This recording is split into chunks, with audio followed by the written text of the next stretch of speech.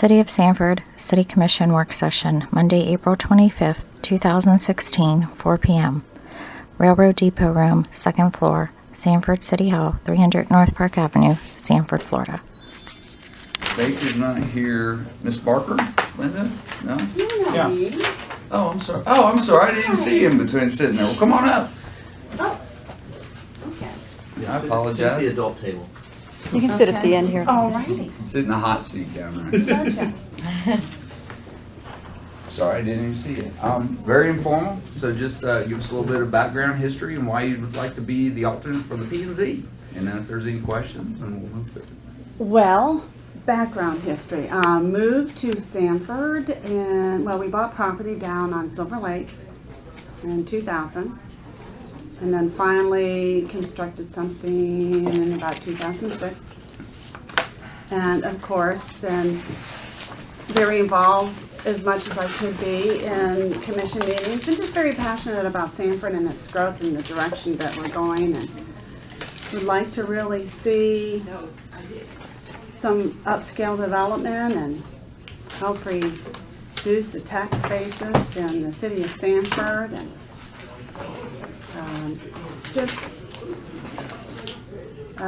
not very good at interviews, by the way. But gosh, I don't know where to start. Well, let me think.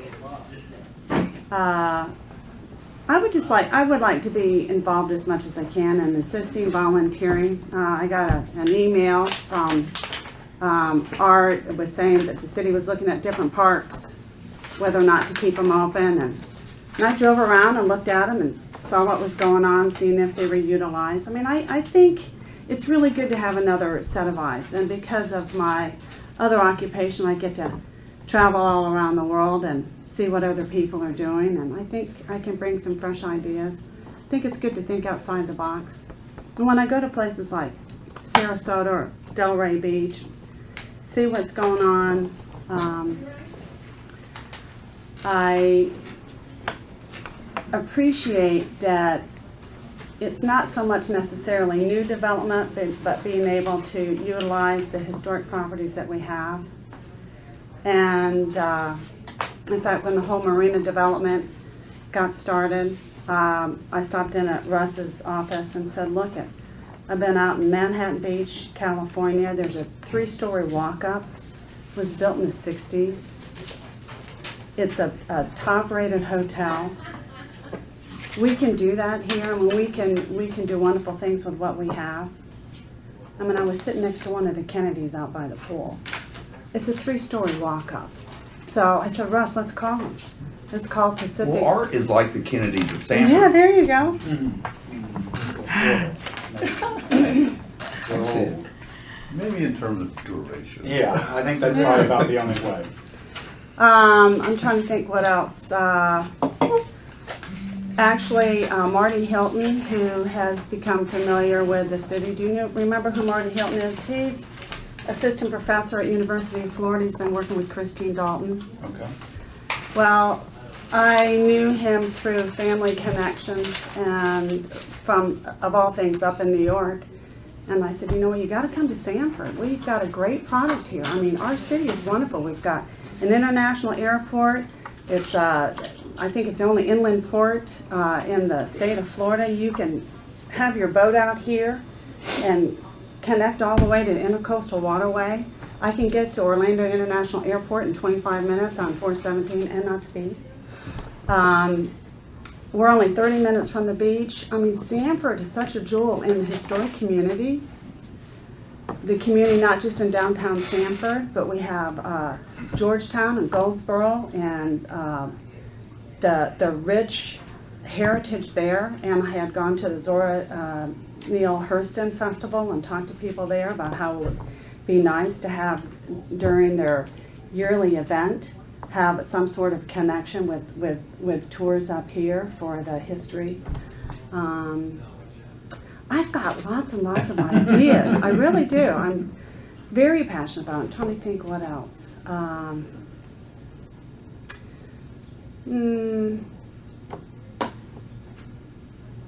Let me see. There was something else I was working with Russ on, but one of the things that I said to Russ, and I've mentioned to Art, and I think I've talked one time to Velma about it, and possibly Randy, is we have this beautiful city that was designed by Henry Sanford. And we've lost chunks of it through the urban renewal in the 60s. And instead of the city standing around waiting for someone to come up and say, well, you've got a vacant lot over there. Well, this is what I want to build, or I want to build at Dollar General. I think we're the ones that need to say, what do we want there? Where do we want our fresh market grocery or that type of thing? Where do we want to have assisted living? Where do we, I think would be great, for instance, to have, develop a community where it's more golf carts. So there are people that are my age and older who perhaps don't want to be tied down to motor vehicles and parking, that we can develop a golf cart community as far as parking. In other words, instead of having a big parking garage down here, we ought to be able to have townhomes and apartments where we can have utilized space for golf carts.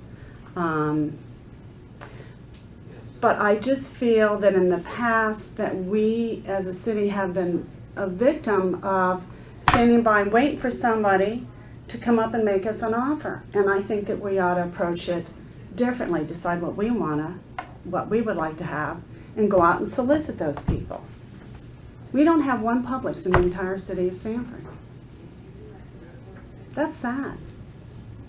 Our tax base is higher than Winter Park because we don't have enough people here with high income. I mean, you go down to Delray Beach and they have all these concerts and stuff. Well, that's wonderful. I just think there's so much potential. We just need to invite people to establish business in this community and have an opportunity for them to live in Sanford and not go all the way over to the other side of I-4. That really upsets me.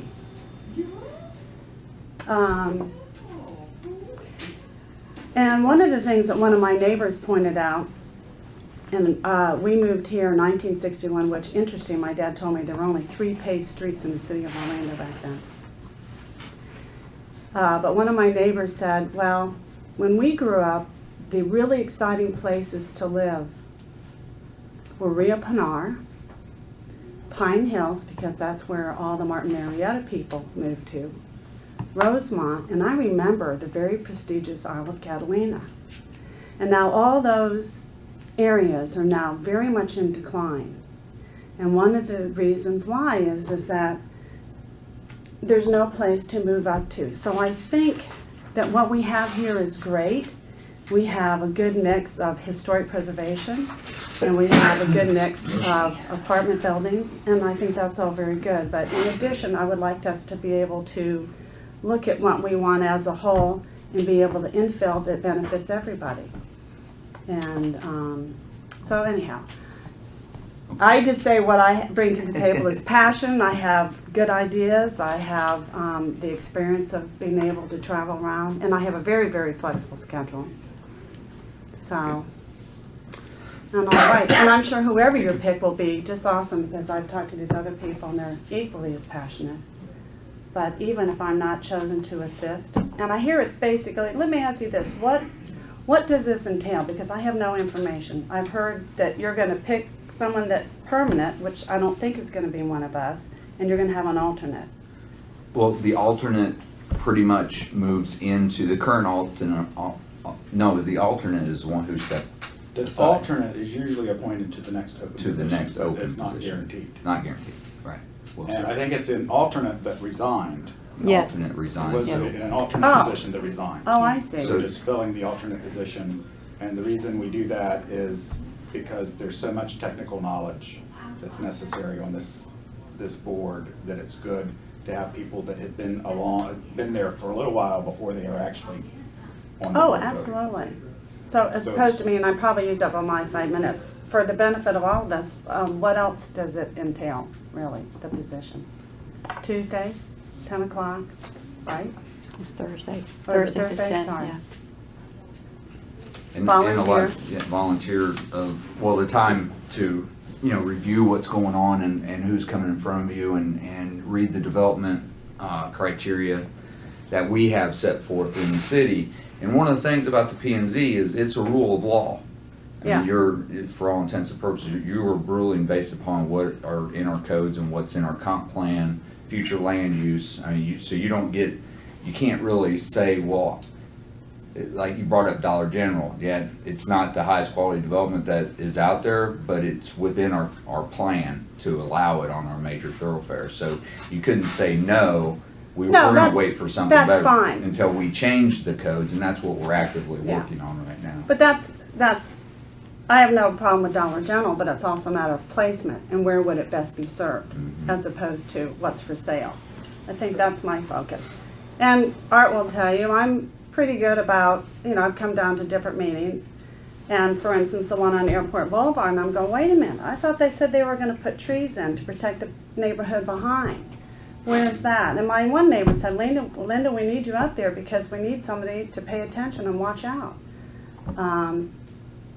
And so, just, look, you guys have got a lot of work to do. You need people like us. You Yeah, probably that's true. wouldn't hurt to have more than one alternate.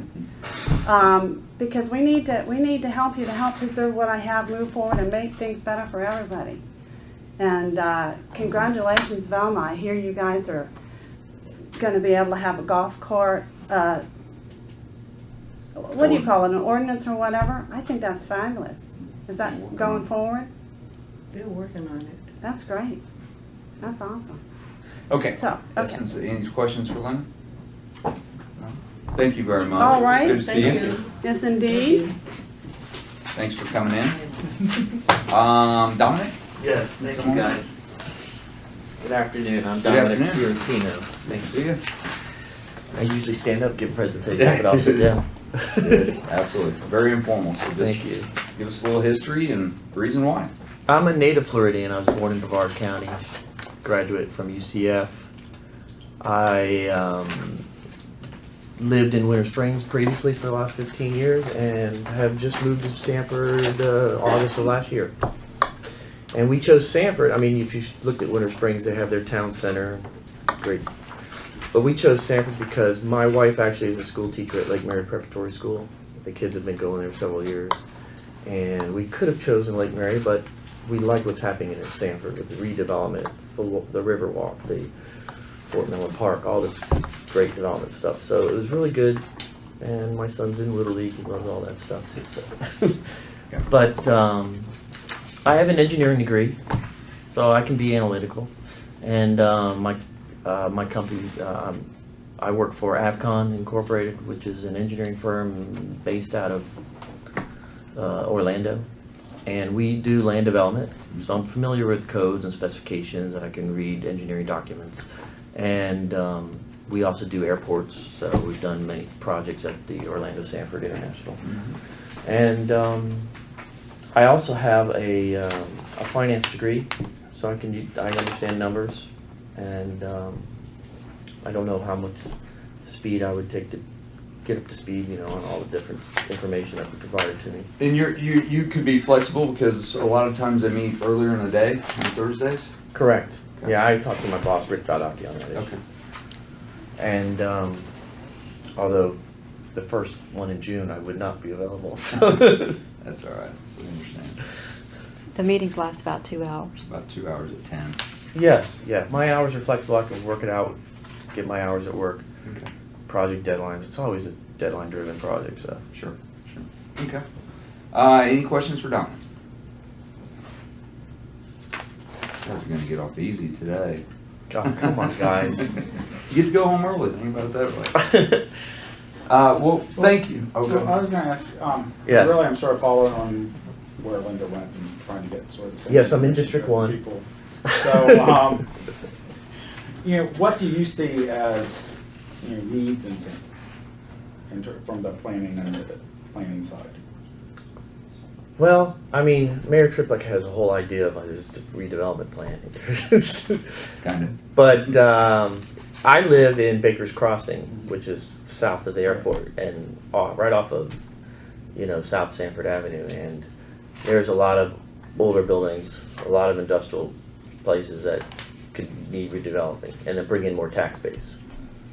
And currently, interesting enough, Lake Mary Preparatory Schools ran out of space to expand, and they're trying to work with their city commissioners to find a suitable piece of land for them, and they cannot find a place. Well, we got land, we could name it, rename it Sanford Preparatory. Yeah.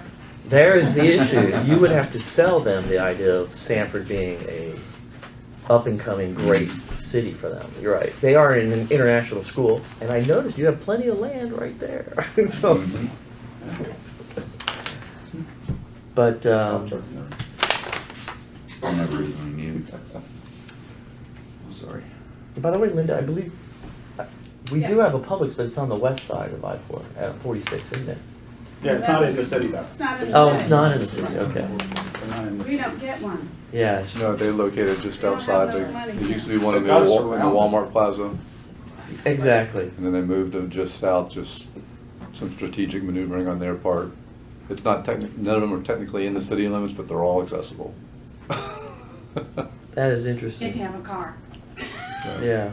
Right. Like our biggest headache with all of it, it's the biggest asset to the lake, it's also the biggest headache. 'Cause Right. It cuts your radius, Yeah, I can see the or issue. it puts you in a radius, it cuts half your diameter. Right, exactly. Well, city's a historical city. It's got a lot of Yep. greatness to it, so we'll see how it goes. Cool. Thank you, guys. Thank you for coming in, really appreciate it. Talk to you soon. Yes. Nancy? How are you, Nancy? I'm good, how are you? Good, thanks. Hi, I'm Nancy Groves. I'm not very good at these interviews. No, very open and informal. Just to give you a little background, I came to Sanford about 2004. I'm a business owner here. I have Red Cottage Realty, and I love Sanford. I'm trying to get more and more involved. Tonight I'll actually be graduating, I'm proud to say, from Citizens Academy, Okay. which has been a really enlightening experience for me. Every class, every department, I learn something new every week, so that was high praise for that, and I hope keep that going. So I think it helps get people involved and appreciate more everything that all of you do, Right. and all of the other people that are behind the scenes that work really hard. So. Right. So I would like to give my time to the city, and planning and zoning is sort of a natural interest for me. I can read plans, had an architectural firm. Some of you may remember 10,000 House Plans, which was out on 434 and 436 area quite a long time ago. Let's see what else. I would like to give my time. I have no problem with the schedule as far as Tuesdays, Thursdays, whatever. I make my own schedule, so I don't have time. I don't have a problem with the meetings. Okay. Art? First thing in the picture, do you see, where could we improve? Well, I think the airport is a natural, especially with the new ball fields and everything, which I realize is in Seminole County. That's in Sanford, it's just owned by the county. Okay, well, okay. We Sorry, my annexed. impression was that it was like right there on the border. They're recently annexed. Okay, and so I think that's a natural place that, we're really gonna control what happens there with the hotels that are gonna be needed, the housing that's gonna be a natural to go out there, and kind of figuring out what do we wanna see out there. So to me, that would be a place that you're gonna see a lot of growth, and obviously there'll be a lot of tax revenue for the city. And it'll help a lot of, the kids, people are gonna come from all over. I was really shocked how big of a Massive. complex. Massive is a good word. Yeah. It was just on and on. I was like, wow. Yeah. It's really impressive. So It's gonna be- that would be my answer to your question. It's gonna be interesting. Okay. Any other questions for Nancy? Thank you very much. Okay, thank you. Good to see you. Yeah, you too. Mr. Lundy? Yep.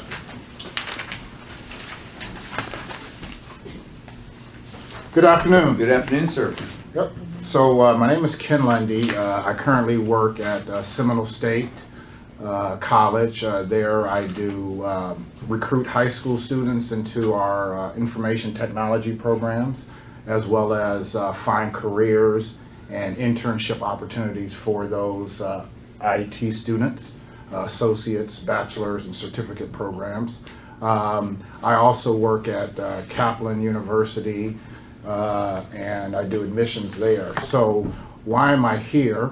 I have previous experience in design. I initially started out school a bachelor's in environmental design, and initially started out a graduate degree in urban planning and environmental design.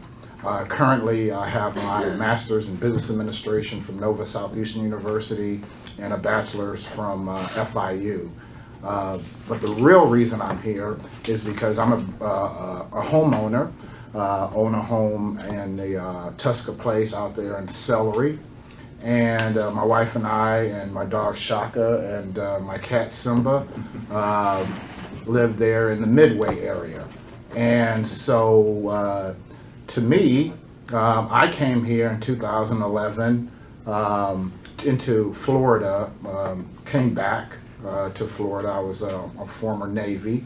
So came back to Florida and came back to initially Altamont to kind of get my bearings there. But my wife and I moved to Tuska Place in 2012 around the Trayvon Martin situation. And so instead of, I'm originally from the California, San Francisco Bay Area, so instead of being afraid of Sanford, I figure get in there and get active. So I met you bowling at the Delta Bowling-thon. Oh boy. I mean, not yeah, exactly. So he's. I'm not very good. Yeah, exactly. So make sure that you are not on his team if you want to win. Exactly. And if you want to win, make sure you're on another team. Wouldn't be or mine you do either. well. But we had a good time, and more importantly, I figured a way to change Sanford is to get involved. So I jumped in with, I'm a neighborhood watch captain, worked with Officer Josh Strobridge. We got some neighborhood watch signs there in Tuska Place up. I also threw a block party there in right there in Tuska Place. And so what's the plan, right? So to me, when I came in, when my wife gave me the list to look around and find places to live, and you know how wives are, you better do it. So went out there and checked out the place, and so when I came off of I-4, and I'm looking like, man, where in the heck where are you sending me?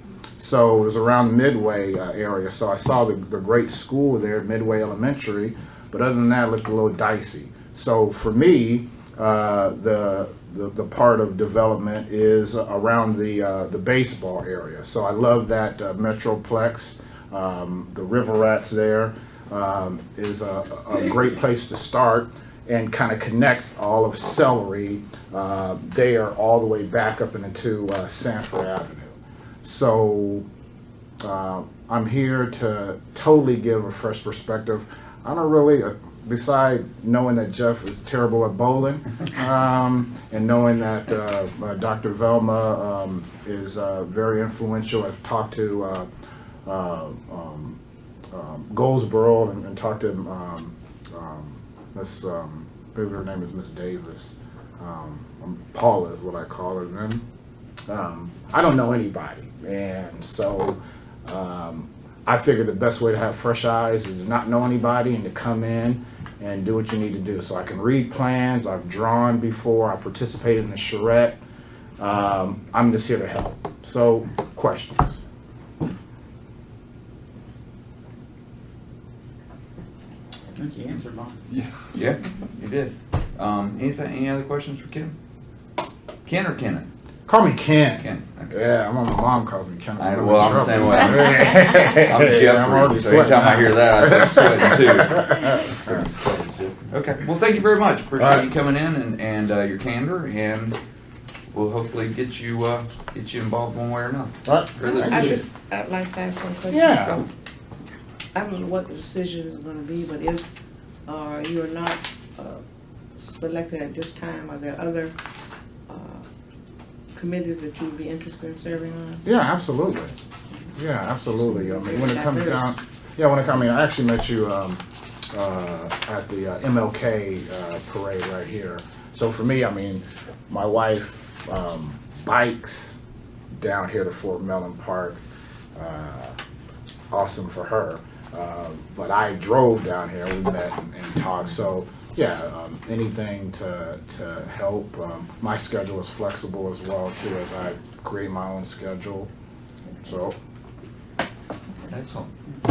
Thank you very much. All right, thanks. Really appreciate it. Anybody else? Don? No, I'm not here for that. Thank you, Judy. No, I'm good. All right. I have Yes, a ma'am. question. What other opportunities are there currently available? Right now, there's none, but we do everything in September. And so really kind of at the beginning of September, we start taking applications for those seats that have come up. So we could probably get a list of who's coming and going and what's gonna be available for the last meeting in September. Cynthia, we keep everything on file though, so if they mark something else, Yes. they would be contacted whenever Right. there's an opening on anything they've. Right, marked. if they've marked on their application any board, then they'll be contacted for an interview for any of the openings that would be available. If they mark a specific board, then they just are usually Sure. earmarked I noticed for that everybody, I board. think, just marked Just just this this board, and I don't know if that's because Well, that's that why was I the was one that was asking. available. Yeah, Is that why y'all marked that? Because that's the one we were doing? Yeah. Okay. yeah. I So, think all of us would probably, by the way, I'd like to say, I think this is exciting to see the quality of people and the passion. Surely. That, I was very impressed.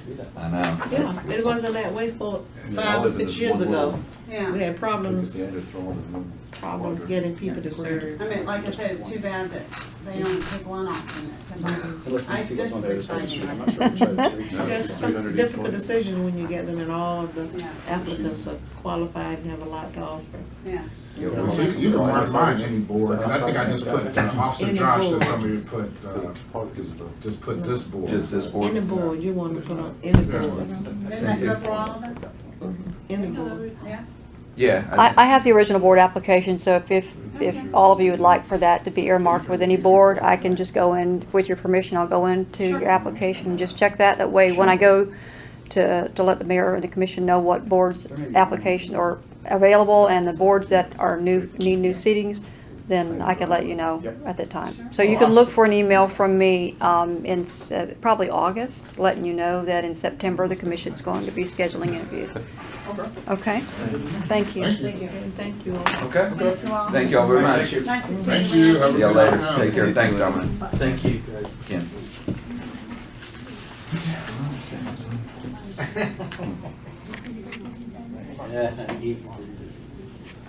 Thank you. Take care.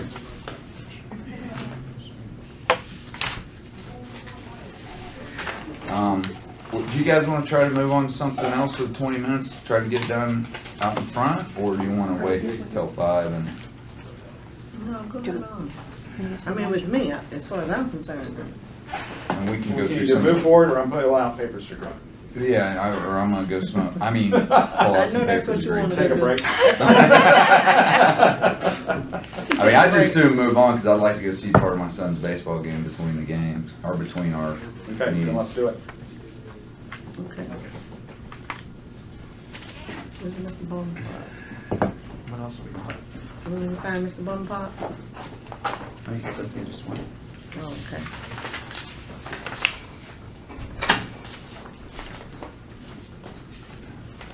Let me give it to you at our last meeting, I'm not sure you can, I walked out and didn't give it to you.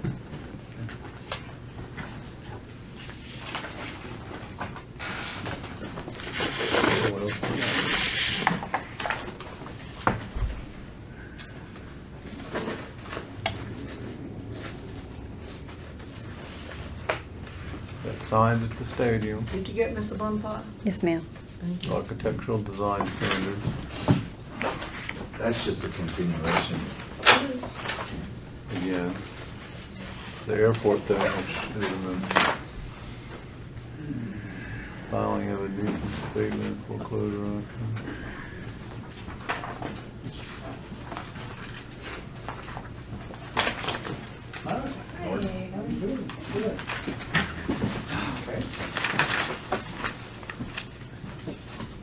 Probably gonna triple the page again, so. Triple the page for the answer. And width, make it really wide. Really. Great wall, Sanford.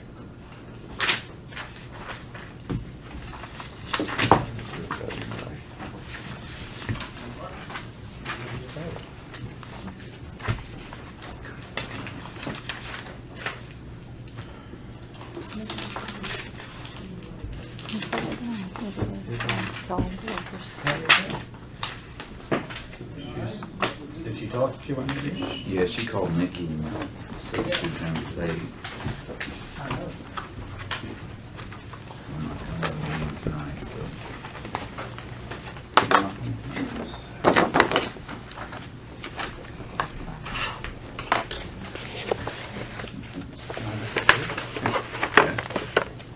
Three. I ended up with only 4.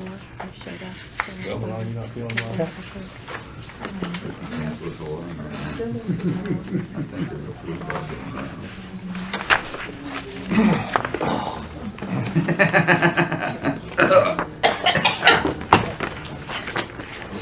All right. Mr. Mayor, members of the commission, we can get going? Yes, please. Good afternoon. There are a number of items on the agenda for the regular meeting. We also have a presentation regarding the Fort Mellon Amphitheater, and they're on their way, and they should be here shortly. So to get started, the first item under 3, the regular meeting, is the airport incentive, and the airport has indicated that they're going to withdraw that at this time. So there's been a change at National Airlines, and so they thought it would be best to wait and see how that works out before coming back to the commission. So they've asked that they withdraw that. I hope she didn't come specifically for that, did she? Well, No, she came for it's the the other Hospitality. but that's not on the work session agenda, although if you want, what we could do is to see if there's any questions you have on that for her, and then she Yeah. can go. I mean, I talked to her in advance, so, Yeah, she called and talked to me last week. yeah. Oh, excuse me. So we're not doing the economic incentives? Correct. But, okay, can I ask a question about that anyway? Sure. Yes. Okay. We, in principle, said we'll spend a certain amount of money. And now every time they actually want to spend some money, we approve it, each one individually. Is that what's going on? Yes. I say that because, and that's a good conversation to have with both Diane and with Bob. Hi, come on, join us. By the way, Mr. Colbert also indicated he would be here around 5. Thank you. Diane, we indicated that we're taking off the agenda the national incentive. That's correct. And the question, this is one for Bob, the city commission has approved X amount of dollars for airport expansion. And Commissioner Woodruff's question is, so each time there's one, they'll come to the commission for the commission approval. And that's the way we're going to be doing it. So, Okay. Yes, yeah, each one is a case-by-case basis. So we can say no. yeah. You can, yes, sir. You can do anything you want. I think people forget that we can actually say no Well, sometimes. But I think that don't really ever, goes to that's the why I'm question- here. I don't ever take that for granted. That Not really goes you. to the question I was asking. Yeah, no, I hear you. And we've budgeted, really it comes down to, we've budgeted a certain amount. We budgeted money for But we have incentives. to for- approve each expenditure out of that budget. Yes. Is that, okay. Yes, Well, sir. I think there's a yes and no. Some of it, Mr. Turk has authority with the city manager's office to do. But when it comes to things like the airport and airline, we thought that's something that's really a policy. So I think so our practice is Okay. bringing that to the city commission. So that each time you can decide, Okay, because when I first read this, I thought, oh, we're just rubber stamping the thing that we did months ago and they're fixing the paperwork, but that's not really what's going on. We're actually looking at it with fresh eyes. this is the second one. The Okay. first one we did Okay. was for TUI. TUI, and that was more money. Yes, it was. Can I That ask was a question? 50. Yeah. When you bring it to us, is that along with the recommendation from you and Mr. Curtis? Yes, Okay. yes. After having long conversations with Ms. Cruz. So, the question before us was that although that national incentive is not on the agenda any longer, not on the work session, but on the regular meeting agenda is the hotel lease. And we were questioning if that's why you came, or you just wanted to spend some Well, time with us. actually, I thought you had it on the work session too. I thought it was at the end of the work session. It is. It is. Yeah. Okay. It So is. yes, that is fine. Okay. Plus, I enjoy seeing all of you too. More importantly. So the commission, I think, wanted to be sensitive to your time, especially since you came here early, although I think Frank might or may not be coming. He's coming tonight. He's not Okay. coming. So I think to be respectful of your time, they Well, thought. thank you. Mr. Mayor? Yeah, if you just want to run down kind of, Diane and I talked last week, so I've got the particulars on it, but I just kind of wanted you to kind of get in here to run through it, and then if we got any particular questions regarding how it's going to Okay. run And our operation. just, so that all of you know, I did speak to each of the commissioners as well. Oh, okay, And good. including Commissioner Mahaney. So, in case someone had any questions before it came to the meeting. So we have been working with a particular hotelier for months, since a month before Christmas probably, and we have narrowed down the lease to a point where it's pretty much ready to go to our board at the May meeting. But the hotelier really wants to have a 50-year lease. Our Economic Development Committee has said that they're in agreement with that, and that is their recommendation to the board. But we can't enter into a 50-year lease because our lease with the city is, even though it's a 50-year lease, we're at year 42, I believe. It's was 2009, goes to 2059. And so that is the main part of the request is to have the city approve this lease, since it will extend beyond our lease with the city. And your attorney, Mr. Groot, has found a way in working with our attorneys to do that through a joinder to our lease agreement and to the lease. The other part of it is that the tenant would like to enter into a new lease, at least have the option to enter into a new lease at the end of that 50 years for 2 10-year option periods. That would be no longer be a ground lease, but would be a facility lease. So at the end of 50 years, the property, it turns turned back over to the airport authority. It's no longer a ground lease, it becomes a facility lease, at which point we can lease it out. If this tenant decided at the end of 50 years that they no longer wanted that property, then we could lease it out to anyone. So we're at 42 of 50 years right now, so if something wrong- 2019, well, actually it's more like 43. We're in the middle of, 2019 is when it will go back up to 50 years. Every 10 years, it's renewed for automatically renews for another 10 years unless the commission notifies us in writing that they don't wish to do so. Gotcha. Any questions for Diane or Bob on that lease or the aspects of it?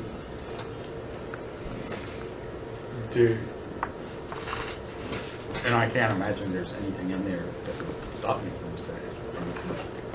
Do we actually see the lease, or are we voting to let the attorney take care Basically, of it? this is voting for the attorney.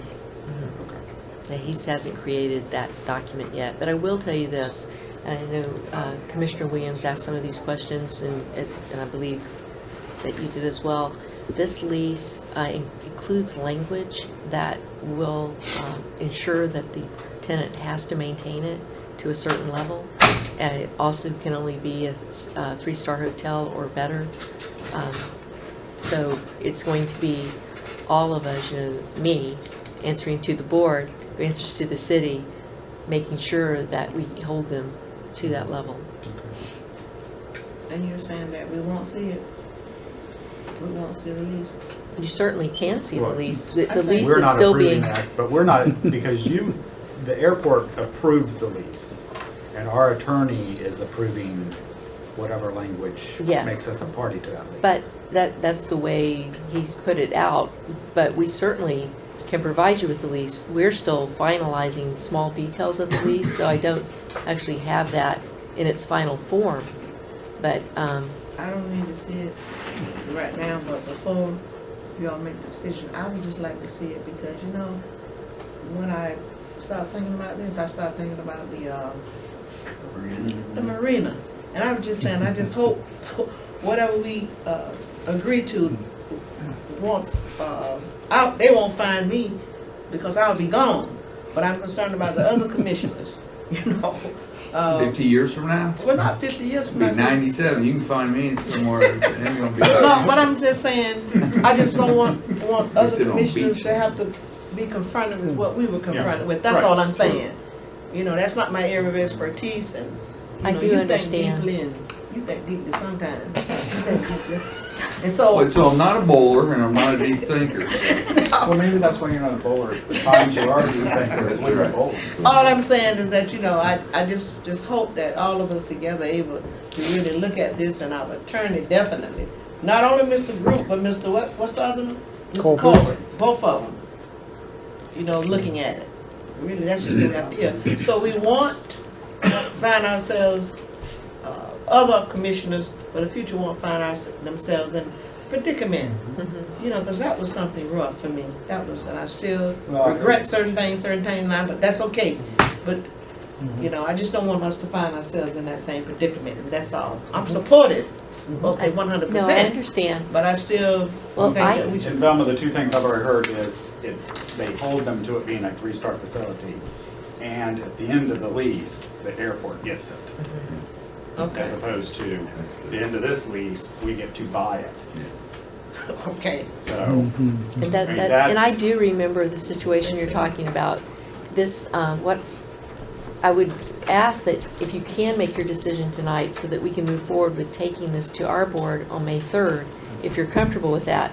But I will make sure that Mr. Groot and Mr. Colbert and all of you get a copy of that lease as soon as we have it finalized, which should be by tomorrow. In fact, when I was sitting out there, I was on the phone with our attorneys. There were just a few small things, nothing substantive that would affect your decision, just things that we're still working out. So, how do you feel about that? If you're not comfortable with it, we'll put it off another month. No. Don't Okay. put it off. I Okay. just want to be emphatic about my position on it. Okay, no, I appreciate that. So how do you feel about it? I don't have a problem with what we're saying, going ahead and approving on it. It's just that, as you were here for a while, knowing that Yeah. 50 years is a long time, and to get in bed with someone for that amount of time, like we are I'm with getting the airport close. authority. Yeah, it's been a long time, so but I think there's a comfort level from what I'm hearing that, we can go ahead and expedite what you guys are doing. Okay. And it will be on the agenda for May 3rd unless something happens at our Economic Development Committee meeting on Wednesday. And then, of course, at that point, we'll have bullets, the primary terms, just to go over with everyone present at that meeting. And I can always bring that back to this board and share that conversation. Would each of you still like to have a copy of that finished lease just to take a look at? I would. Okay. I don't know about. I'll this send it stuff. out. Just send it out. Okay. All right. Any other questions? I don't think so. Thank you very much. Thank you. I appreciate it. CGI? Yeah, CGI. We had before you a idea for a promotion. Mr. Turk went over that, and the commission had some questions at the time, and the city attorney had some questions. However, in working with the city attorney, there's been new language added, and so I'll turn it over to Mr. Turk and Ms. Holder, and can also show one of the videos. Right, we've been talking with CGI and with Jennifer at our attorney's office, and there were some questions that you had about making sure that the school board gets an opportunity to look at it and be a part of it. Well, they will be definitely there as long as, and with Sanford, Seminole State, excuse me. And there was a question about, will Sanford community agencies and organizations and companies be the only ones on there? They will have first right of refusal if they would like to join and be one of the Participating sponsors. the sponsors around the page for that particular section. Anyone else, they'll come to us. If they don't have a Sanford address, they will come to us for approval to make sure that that's who we want on there. But we will have the right of refusal for some of them. Content, we will have control of the content. We will have the ability to look at each one of them and say yes or no. And all of this is going into the contract with CGI. It's in there. And one thing that we did, and both Jennifer and the company agreed to it, they were doing this with one particular company that we're going to show you from Burton, Michigan. They have a disclaimer notice on there. So we didn't see this last time, that we're not familiar with it, but you go to the Burton page and click on that link on there for tour, community tour, and that's the first thing you see is that, and that we're not responsible for content of these. Once you leave this page, we're not responsible for it. The attorney said that should be fine to protect us for what might be put in there, but we will still, as an added precaution, we do have the right to look at it and see whether we want it on there or not, on that link. But you can click on that and it takes you outside, and this is what it's going to look like. And you can see on the side the different buttons, the things that we're going to be doing. It has the welcome by the mayor, and then you'll have quality of life, real estate, parks, education. All of those are the areas that they'll provide us the 60-second videos for. So, How many videos? 7, I think. And I actually, before we had revisited the topic, I had reached out to Michael Lawrence he's the communications officer for SCPS, and he had even given some input as to what the content would say. So they've been involved in the conversation before we had to revisit this. So. And on the agenda memo, it does show you some of the local cities that are done. Chris, if you could go to Kissimmee, just to give you an idea.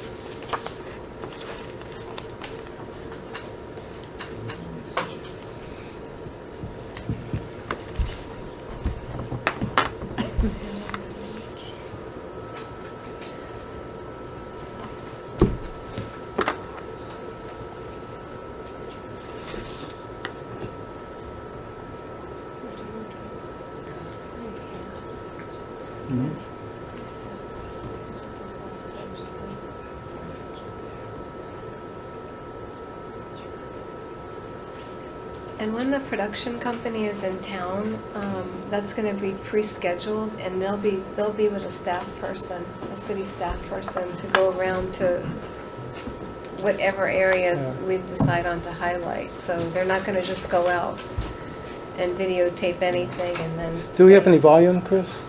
Here you have it. But to answer your question, on the side you say welcome, the education, quality of life, economic development. Those are the videos. Okay. So it's a can, the closest city to all the theme park magic, the city. And we get to Kissimmee approve the has video. so much to too. offer residents and guests alike. Kissimmee has easy access to major interstates and will soon be home to the newest Sun Rail station. With an average temperature of 72 degrees year-round, many annual events, and a historic downtown with access to Lakefront Park, Kissimmee is a place of paradise. Historic downtown Kissimmee is a vibrant area, home to unique shops and restaurants, a weekly farmers market, They lied. and rich historic architecture. Just a block from downtown, explore Lake Tohopekaliga and enjoy the view on shore or by boat. Lake Toho is world famous for bass fishing, and its recently renovated park is a treasure of Osceola County. More than 65,000 residents benefit from our incredible quality of life. Discover for yourself why the city of Kissimmee is a great place to visit, but an even better place to live. Chris, if you could do the welcome, because that's the very first one, yeah.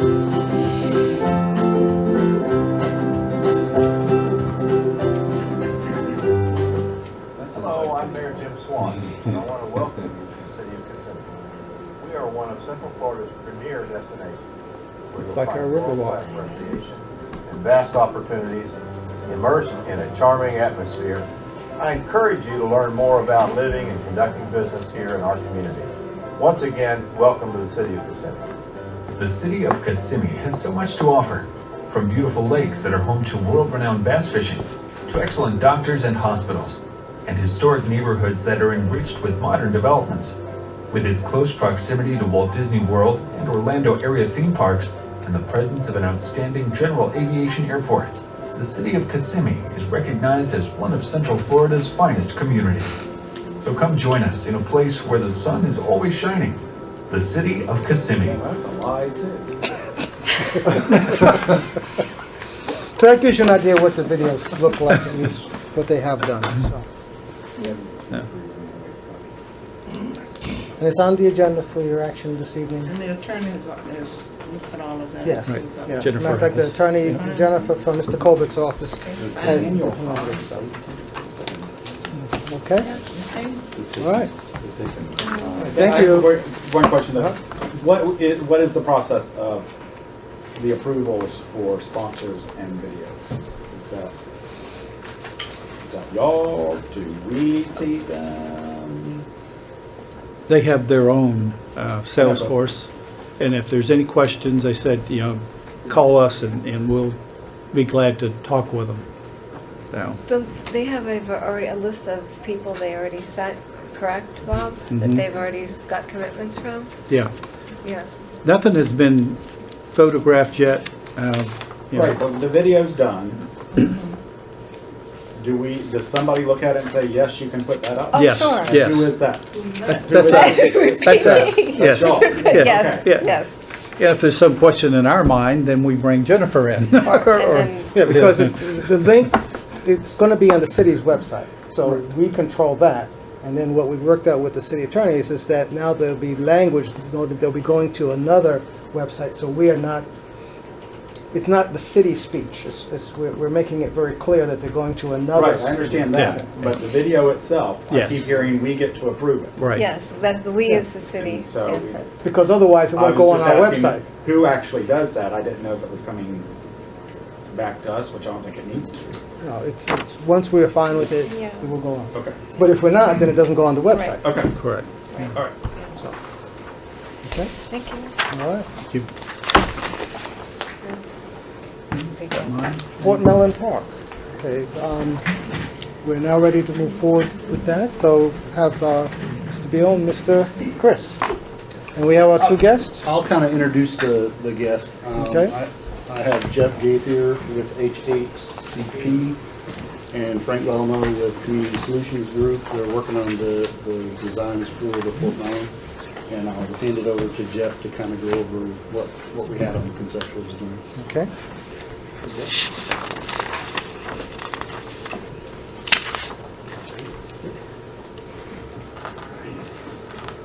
So this is the culmination of a couple of meetings and kind of design progression. And Okay, thanks. I guess, how much do you think I should go in as far as path or just, I mean, I can give a little bit of would it help to give a little bit of kind of history background and how we got, then I'll start. Yeah. Okay, so, I mean, everybody's familiar with the first phase of Fort Mellon Park, I'm sure, at this point in time. Actually, the construction drawings for the entire park were completed years ago. And so, because of some of your staff's efforts and success in getting grants, I guess you're now ready to move forward to a second phase. So those construction drawings are available and ready. They just need to be tweaked a little bit into a second phase bid package. But as part of that, then we understood that staff, and particularly leisure, I believe leisure services and the event folks, were really looking for a change to the amphitheater so that it became a covered structure. And so what we did is we, as the prime consultant, then suggested that you retain HHCP Architects, who we've had a long-term relationship with. Just so you know, the reason that we decided that they were the best for this type of project, to give you an example, they were actually the designers of Shamu Stadium at SeaWorld. So they know amphitheaters, they know sound, they know lighting, they know all those things. That was the reason for hiring Jeff and his firm. So you all have contracted with them directly. Jeff has seen the plans, he knows the location that the plans showed the amphitheater. And so they've developed this within the context of the design of the park. So with that, this background.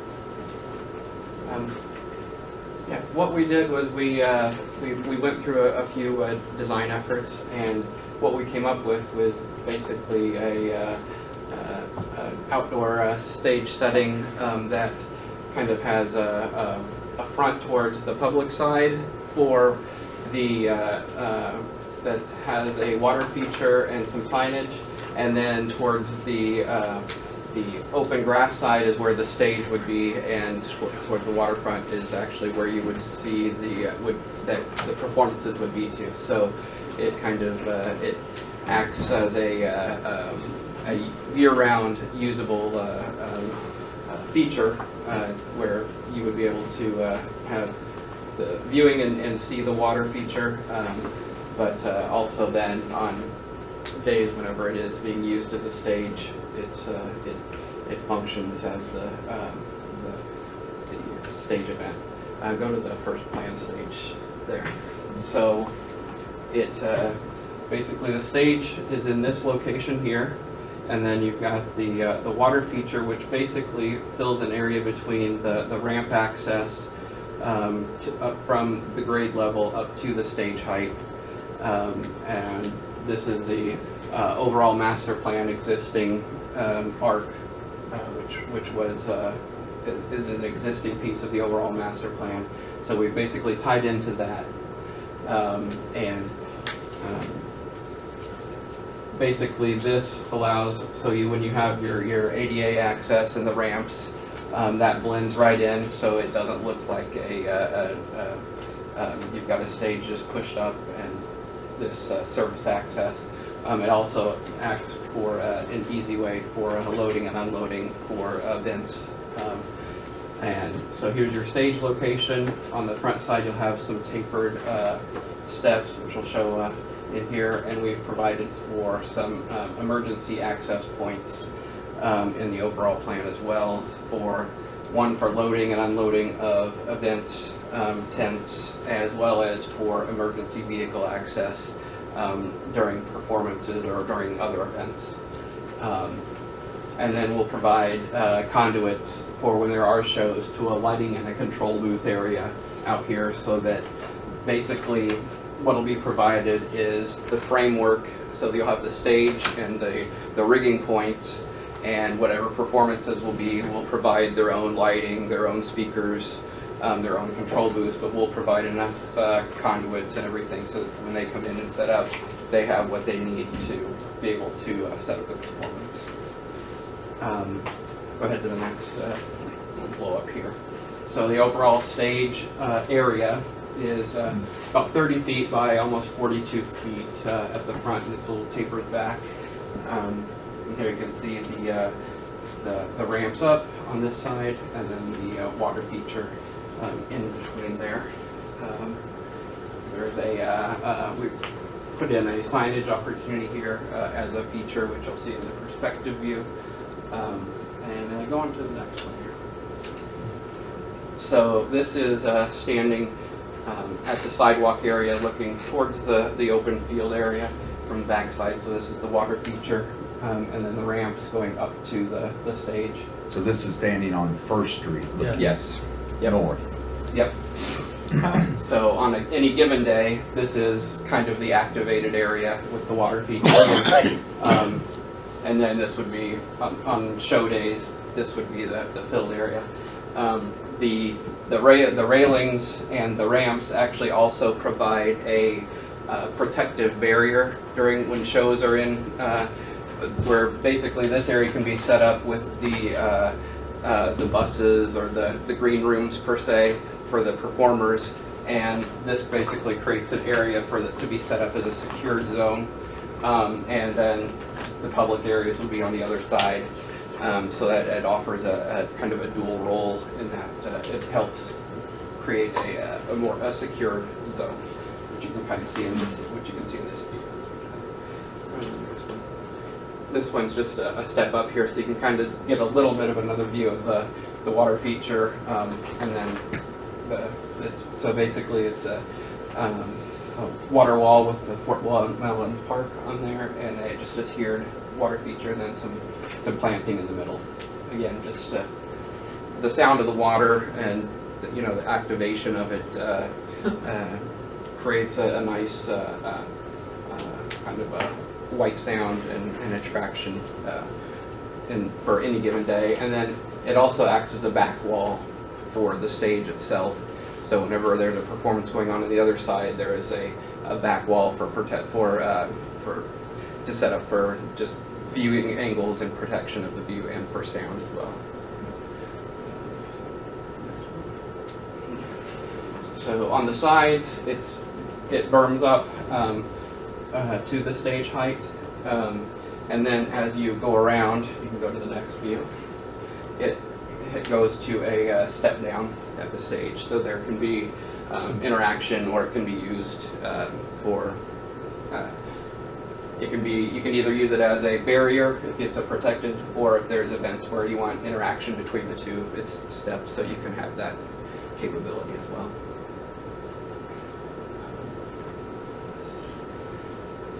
So it's kind of dark in this view, but it'll have the rigging points basically will be installed permanently. The lighting would be on demand, so that wouldn't be come with the project. That's just basically shown to indicate how it would be installed. There would be lighting. There would be high bay lighting installed on the stage for general use, but the show lighting would be installed on demand, and there would be conduits again for speakers to be installed in these locations as well. So the architecture itself takes a cue from the existing architecture of the park.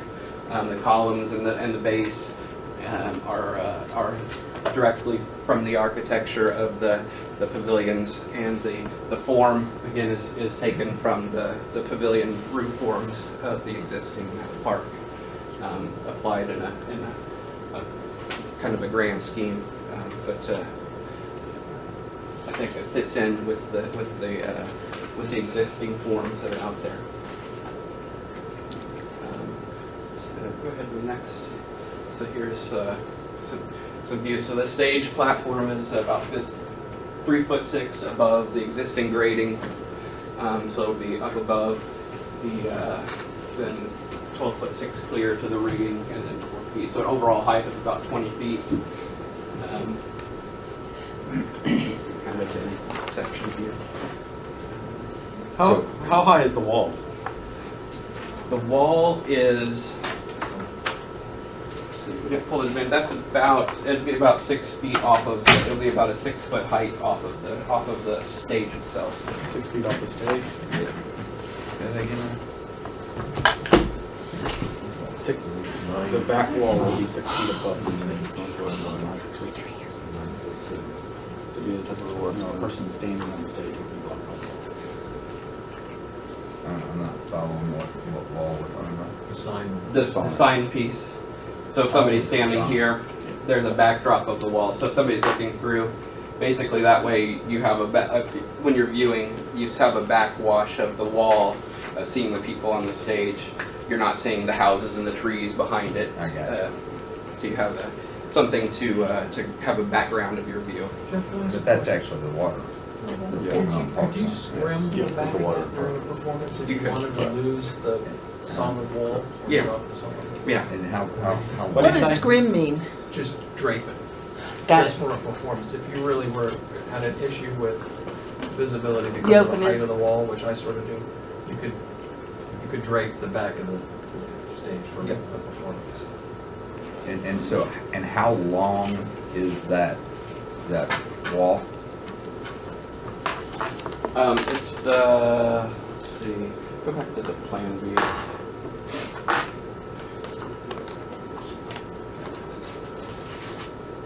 So it goes from this slope here to here. So it would be, it's about 20, that's about 25 feet. And does that say your total stage is about 1,000 feet?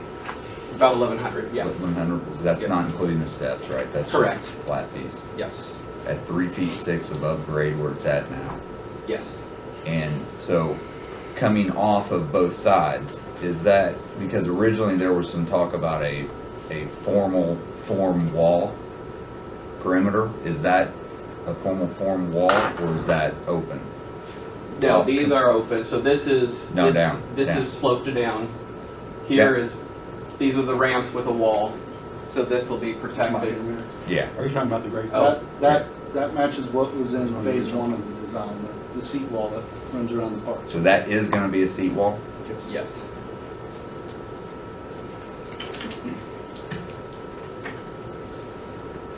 And did we have a picture that showed that, rendering? There's a plan, yeah, There. so here's the rendering. And the only place we break that is on the two sides where we showed the emergency access. There would be a break in that wall on each of those two sides to allow vehicular access through for emergency. Okay, so it slides all the way around and connects into the water park. Okay. Yep, so here there would be some sort of break, and here there'd be a break, but in these locations would be solid. And the height of that is about 30 inches or so? Okay, yep. Yeah, it's actually a little lower. A little lower.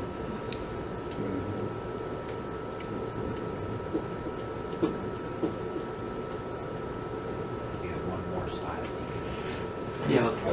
Yep. Okay, and then the back view there. Gives the other side view.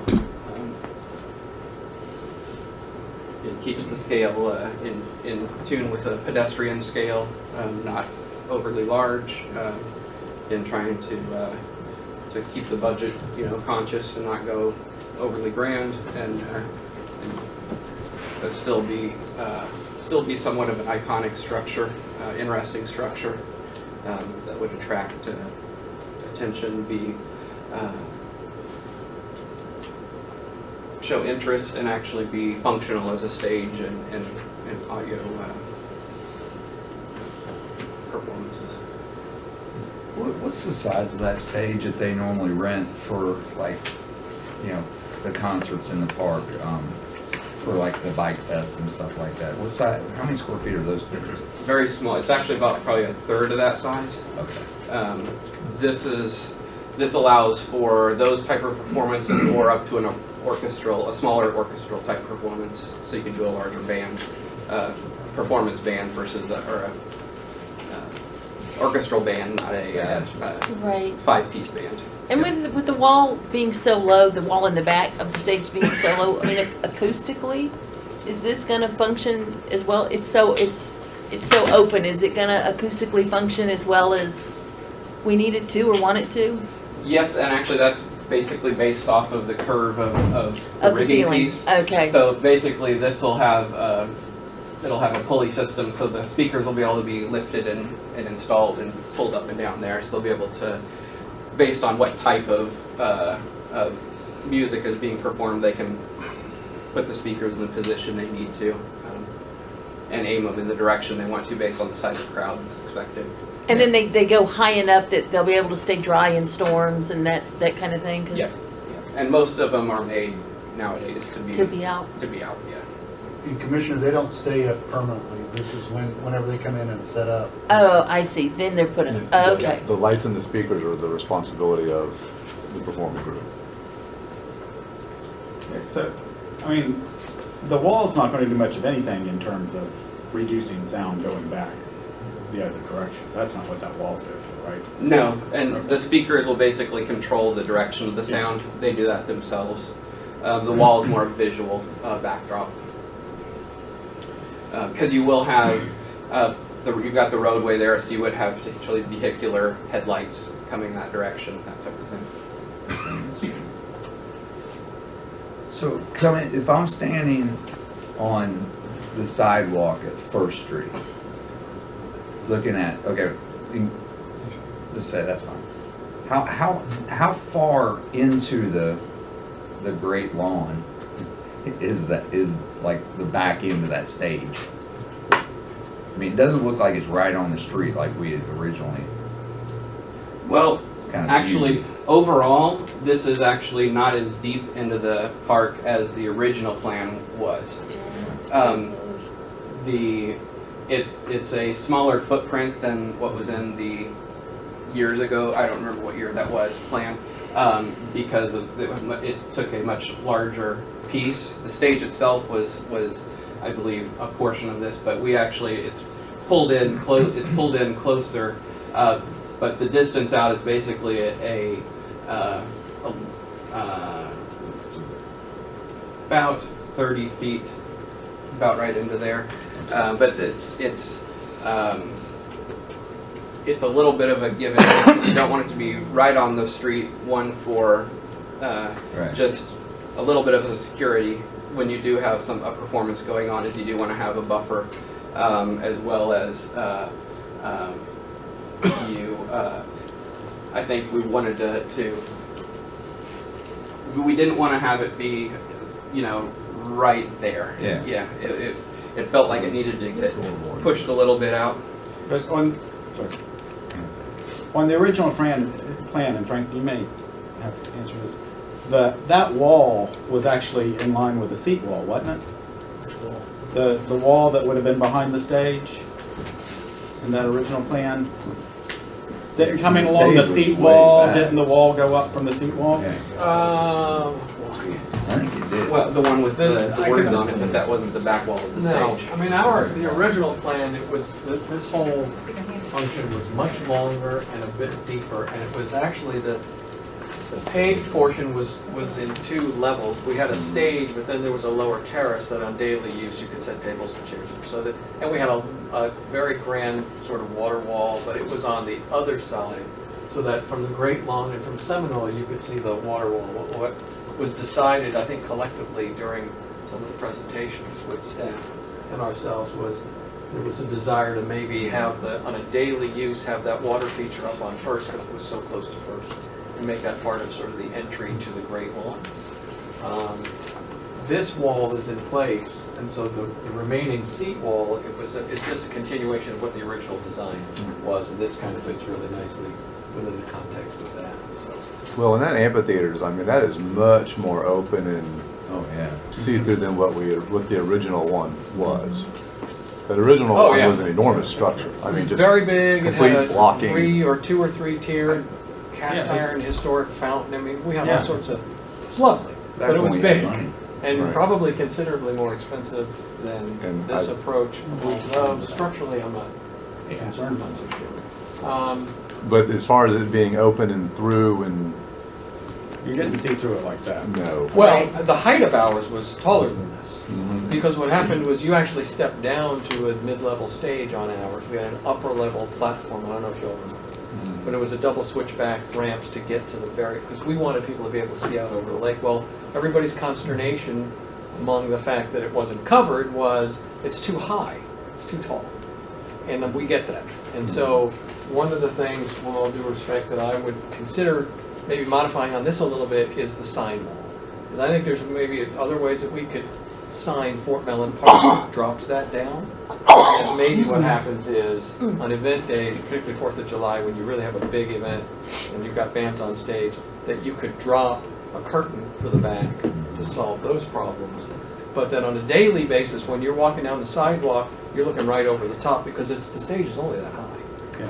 And so visibility now is no longer an issue, which I think is a really pretty creative approach to the overall design that Jeff's done.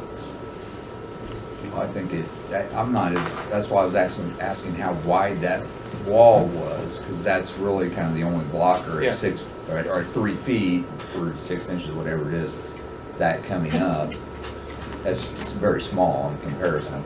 But that, Jeff, that could be freestanding letters that are kind of floating over the water would look really nice, and then you could lose the wall. So there's a number of ways that we could make that modification.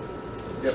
Now, since you've done some stuff down on the other side of Orlando, can you make that water feature deep enough that we can have Shamu when they get ready?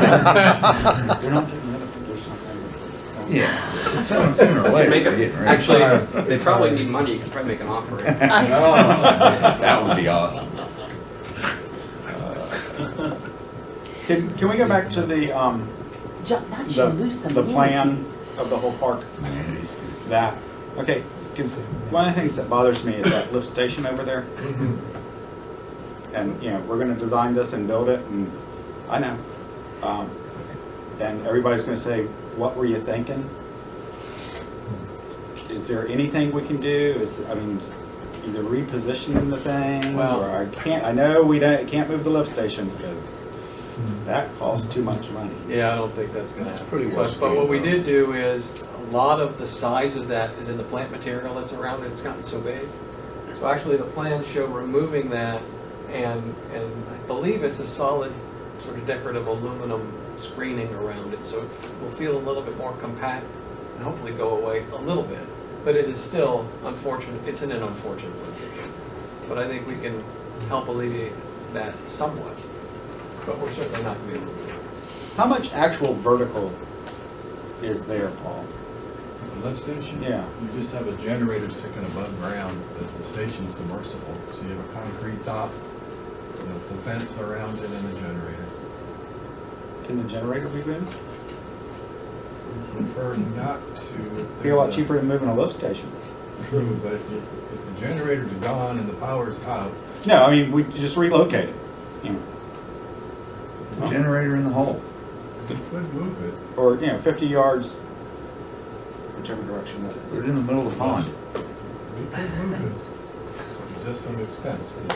Take that over 100 feet or wherever you want to put it.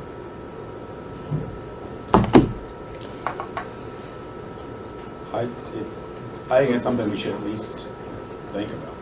If we can get that flat, rather than having that thing. We just see a wall. Pretty much.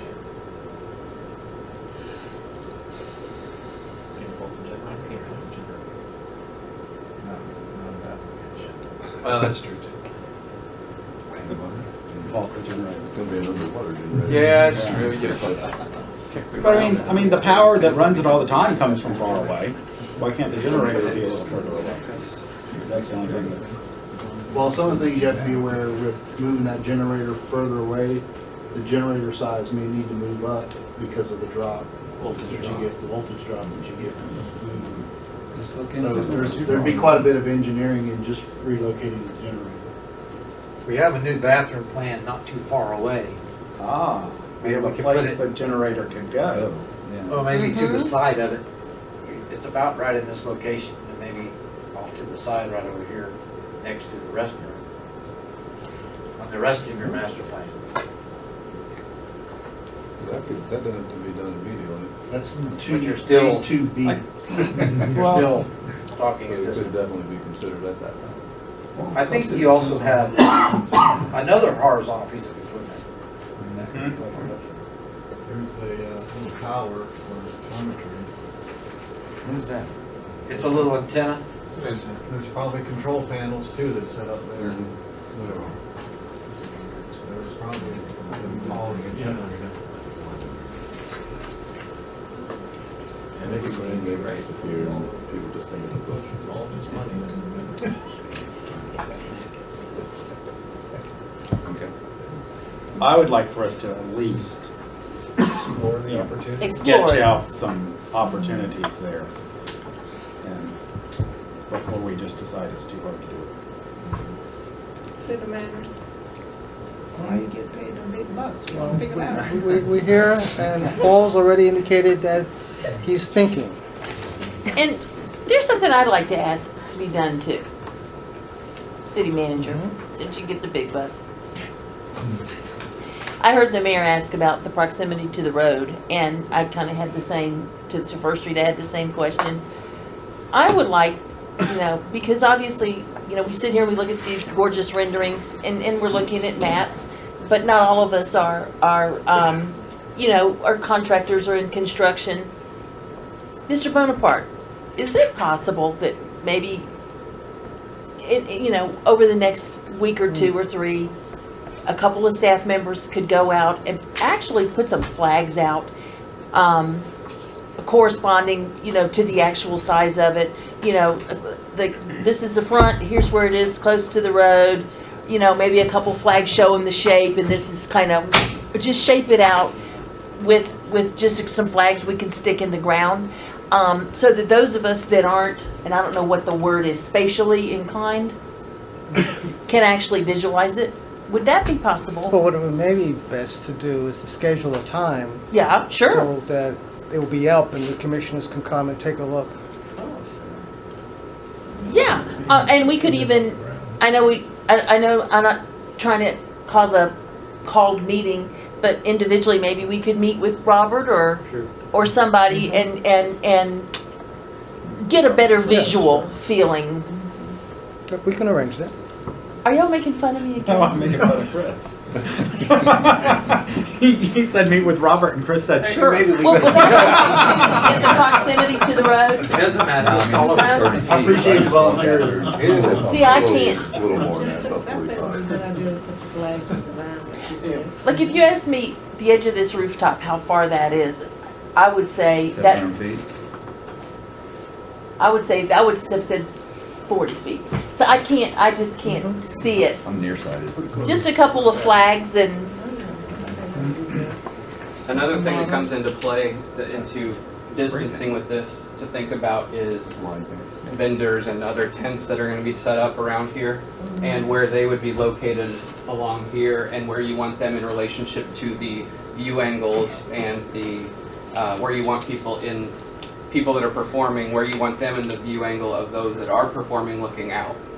And if you pull back and they're in those, or you have lighting or other generators and other things that are noise generators within that cone, that could be distractions to the performers.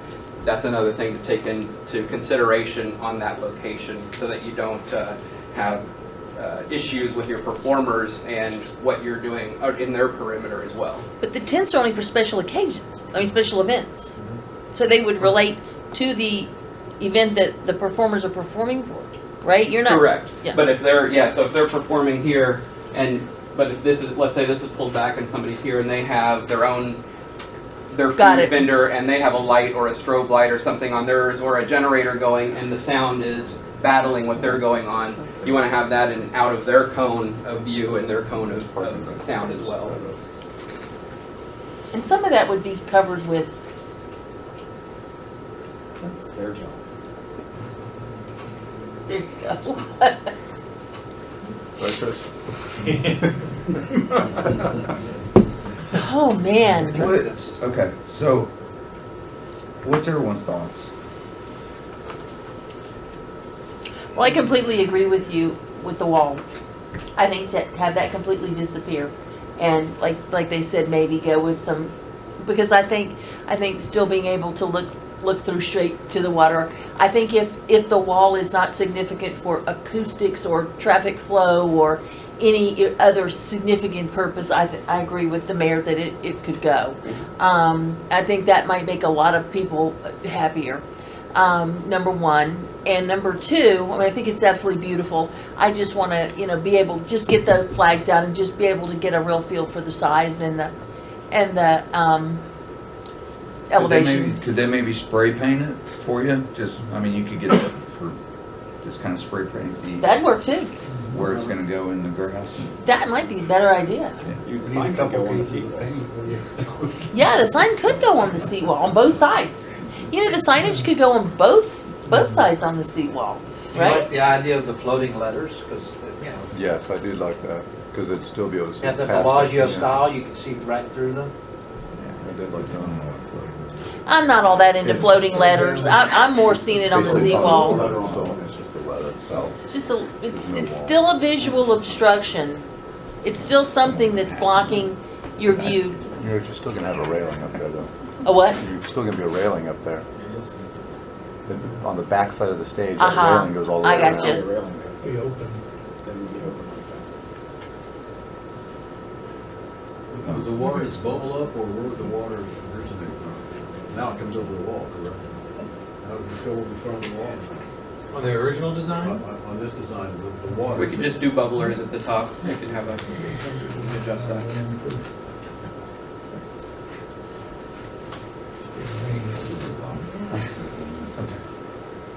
Okay.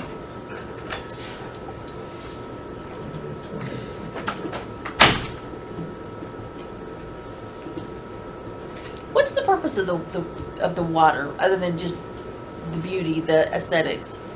That's the point. Yeah. Because otherwise, what are you gonna put there? I don't know. I just wonder, you know, for the sake of price, etc., with it being surrounded by so much water, if that's a necessary. It's a good white noise also. Creates it's an attractive noise. Isn't it also, in a way, an attractive nuisance for events that are going to be having small children? Isn't it a pretty big time drowning possibility? Well, that's part of the reason we located it where we did. We And I know kinda it's we kind fenced, of went but- full circle. Yeah, because we did originally have it on the front side and as almost like a blockade from the stage, from the people, and used that as a guard as well. But that was part of the discussion, was then it really would be it would be the attraction of the kids. And on prom night, are we going to have kids putting the soap in it and all of that crap? Not unless you're Brand new putting it in the tradition. paper, then they'll do it. Well, I know. I just wonder. There are other things besides We'll water. put up a sign right there that says, please don't put dishwater soap in our water on prom night or graduation. Well, do you know how they are? Well, then I'd go do it myself then. And take a picture, selfie. Well, not a selfie. I'd post it over No, when you're a teenager, you take a selfie, right? I don't know. I just there. I mean, what else would you put there, though? I mean, it's concrete, planning, landscaping. I like the sound of the water. Well, I do too. And see, that was one of the things back in 2001 when you were doing your master planning and charrettes. One of the things, all the planners that were out here, and they stayed out here, and they listened to people, they said you lacked some color and lacked sound, things like that. Okay. It really kind of, you saw some evidence from downtown just with a small fountain and then your splash pad. So I kind of make, and people say, well, why do I like pine trees? I said, they make a different sound. I said, it comes with a little difference. Okay. Romantic. A little magic. Romantic sometimes. Okay, is there any other questions? I know. Patty, Don, did you want to give Patty one of your? I got it. I read it. Oh, you got it? Okay, Brent. I read it this morning, or this afternoon. So what's the process from here? Process. Well, we're in a very sensitive timeline for some grants. The city was successful in receiving $750,000 in grants. We would like to get going. I think one of the biggest challenges is to make sure we're designed, built, bid, and done prior to July 4th. Of this year? Of next year. Oh, I'm sorry. I was going to say, very ambitious. Government is moving fast. I think the tent there, which is the Eat, which I think is right after. I think it's their last biggest event here. I think you should, begin right after that. Wait, what did you say? Eid. I think it's what it's Eid called. Oh, the big tent. The Muslim festival. Yeah, okay. It's the size of And the then, tent. that way we can hopefully, and we're going to expeditiously design and permit, so we can not lose these grants. They're very, very sensitive.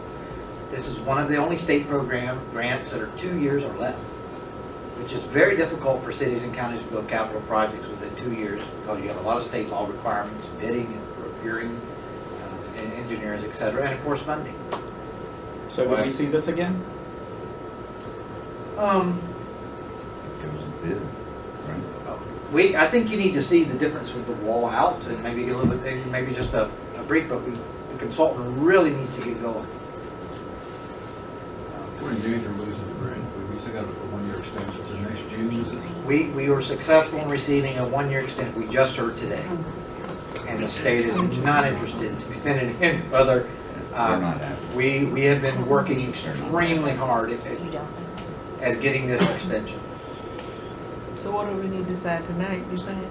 Just really want a consensus that we're heading the right way, and the consultant really needs to finish up the bid package. We need to get this thing out to bid and under construction. Our issue is going to be with the way that commission meets every 2 weeks. That kind of hinders our timeline of getting the project going. So some of the thoughts that are into, do we want the wall, do we not want the wall? Is the height fine for the stage? Where do we go from here? And Robert, we're not opposed to special call meetings for emergencies like that if they're just, 10, 15-minute meetings, right? I mean, versus losing a grant, I have no problem being called in. They just have about 3 months to do full construction plans, full specifications, maybe modify the permit depending on the final design, and they need to be working now to get those things designed. So they can bring back things periodically, I think, and I'll let Frank speak, but our schedule says full construction plans, bid documents, and everything else, and put it out to bid in August, 1st of August, and award it in September.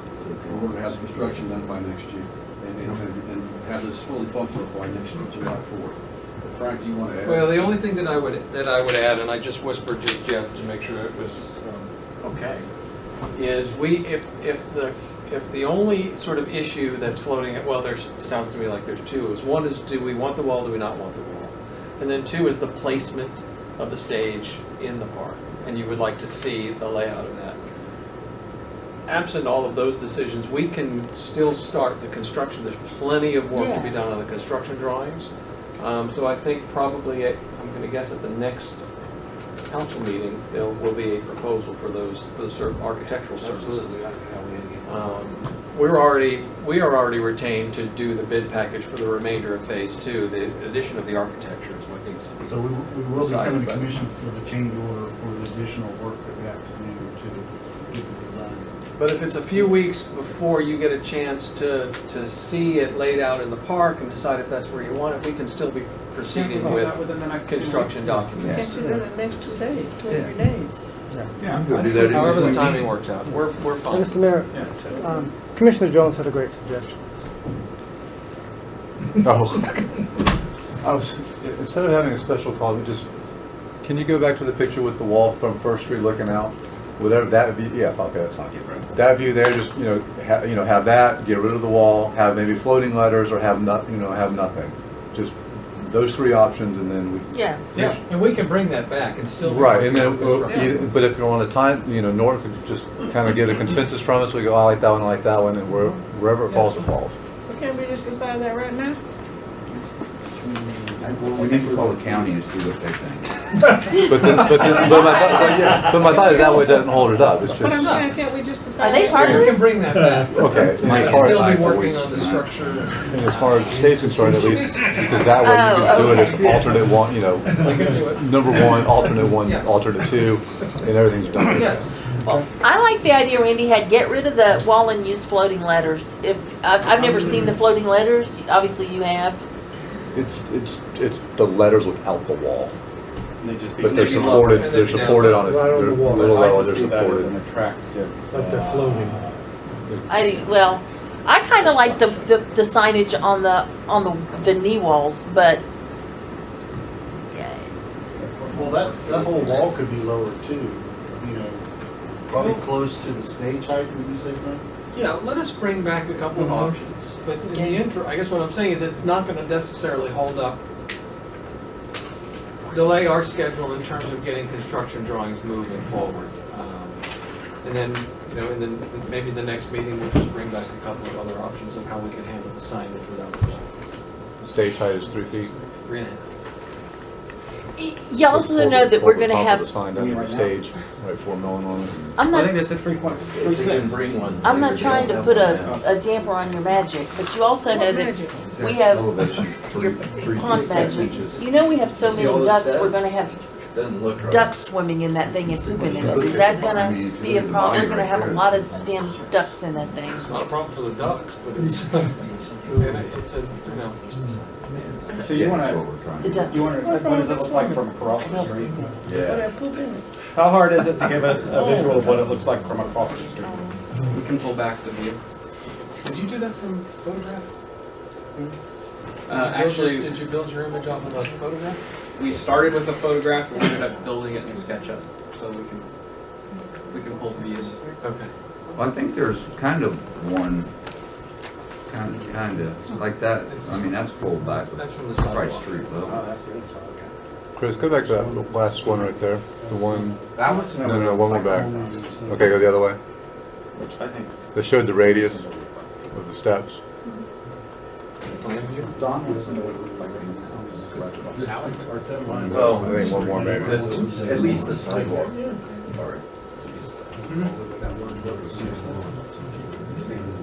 There, stay there. That was. Yeah. No, Chapel. Chapel. How many steps you got there? 1, 2, 3, 4, 5.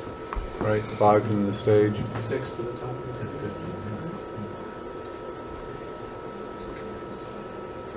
So what do you have as a riser? 7 That's inch. where you live on Chapel. So 35 inches. So 6 steps that you want to see, you want Well, the 30. last step is stepping up to the stage. That is. So 36. Well, 7 will be, 35. You can't see it, but it says 3 foot on the. Right. Anyway. It says 3 foot. 3.6, isn't it 3.6? Or 3 foot. 3.6. 3'6". God. 1, 2, 3, 4, 5, 6, 7 inches. What's the 41? 42. 41 That's the feet width. is, distance. That's the distance across. So that's 3.6 from the existing park grade, which is essentially the same as the sidewalk. Pretty much. So, 3 feet. 0, 0, 5. All right. Well, it's absolutely beautiful. Okay, so do we agree that we can get them moving forward and they can let us know on the back wall as to make a decision on that part, move on? And what I'm hearing, Mayor and Commissioners, is for the next meeting for them to come back with the revisions. Yeah. All right? Okay. You with that, Jen? Mr. Secretary, Mhm. are we gonna be able to, for it to go out to bid in August, like Mr. George said we need, you said, right, by August? We each come back with revisions on the wall and sign, the letters. But they're going ahead with the construction, they're going ahead with everything they need to get going. You So said we that can put it out need for to- bid. The bid, because we're already 1 year behind, got 1 year extension, right? And funding agencies do not like that. Because the wall side just becomes. They don't like that, so you got to do whatever we need to do to move this along. And you would still have some kind of water feature without the. And I was funded. Is this the cultural facilities grant or the parks grant? Yeah, can I just go back to this one more time? And I'm not trying to kill the magic. This water feature, I mean, it is beautiful. And I understand people want water and they want sound. But aside from being what I seriously consider a potential attractive problem for little people, it's going to be a big maintenance issue that it's going to cost us money to maintain it with cleaning, with duck poop, with algae, with equipment. We want to take on the maintenance. That's a good point. Ducks are just swimming around it. Ducks are going to swim in it, and where ducks swim, ducks poop constantly, and it's just nasty. Probably one of the best maintenance contracts with the pool, not the pool, but the splash pad, and this would just be an Well, that's extension true. of that part of it. As long as we realize we're just taking on maintenance, I love water features. I just think about those nasty ducks swimming around in there. We have gazillions of them. Okay, thank you for your concern, I disagree, so, moving on. right? We're good? Got it? Got it? So Okay. next meeting. Paul's gonna give them some suggestions on Moving the generator feasibility on that, right? to the bathroom. Out Even of if it doesn't sight, happen until the new bathroom's built, but at Right. least have a plan. out of sight. Okay. Great, thank you very much. And thank you for changes and lowering it and making sure it's visually open. Okay, thank you. Thanks. You guys did CGI. Okay, so it's the stadium. Stadium.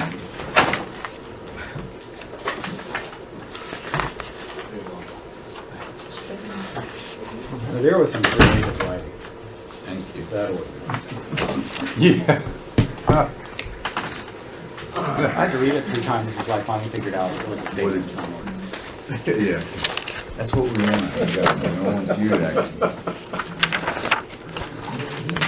Okay, Mr. George. Good afternoon, Mayor, members of the commission.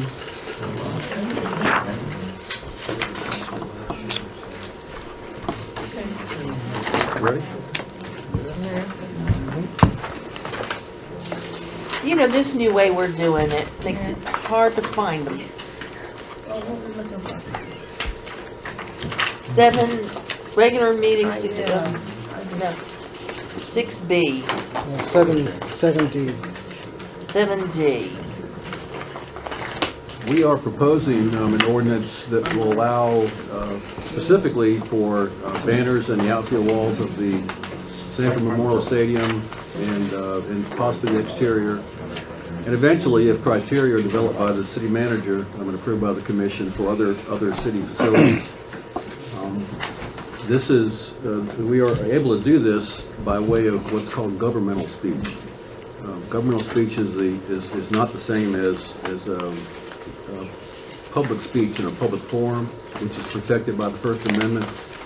Governmental speech is generally characterized by an endorsement by the city, that it's clear that a reasonable person would understand that the message is coming from the government, such that it's on a city-owned property, and also that the city controls somewhat the size, the color, the font, there may be a city logo, and the content itself. So this is not to be commercial advertising or messaging, not to be a public forum and on public places, which is generally sidewalks, parks, those things. This is specifically considered governmental speech, and it is allowable and not protected by the First Amendment. So this is, the mission is to assist the city in economic development for the city, enhancement of civic and cultural events. And this one specifically was developed for the Sanford Memorial Stadium. The city has recognized for many occasions the multifaceted value of and the importance of the Sanford Memorial Stadium and expressed its desire to maximize the use and involvement of the community. In the past, we've had requests, I think, from different partners, I'm going to call them, to sponsor teams and have some advertising in the outfield. So we can do that by way of governmental speech and by the way of forming partnerships and having an agreement for some sponsorship. So we would ultimately control the size of the banners and somewhat the font content, those type of things, but we would be allowed to put those on governmental properties.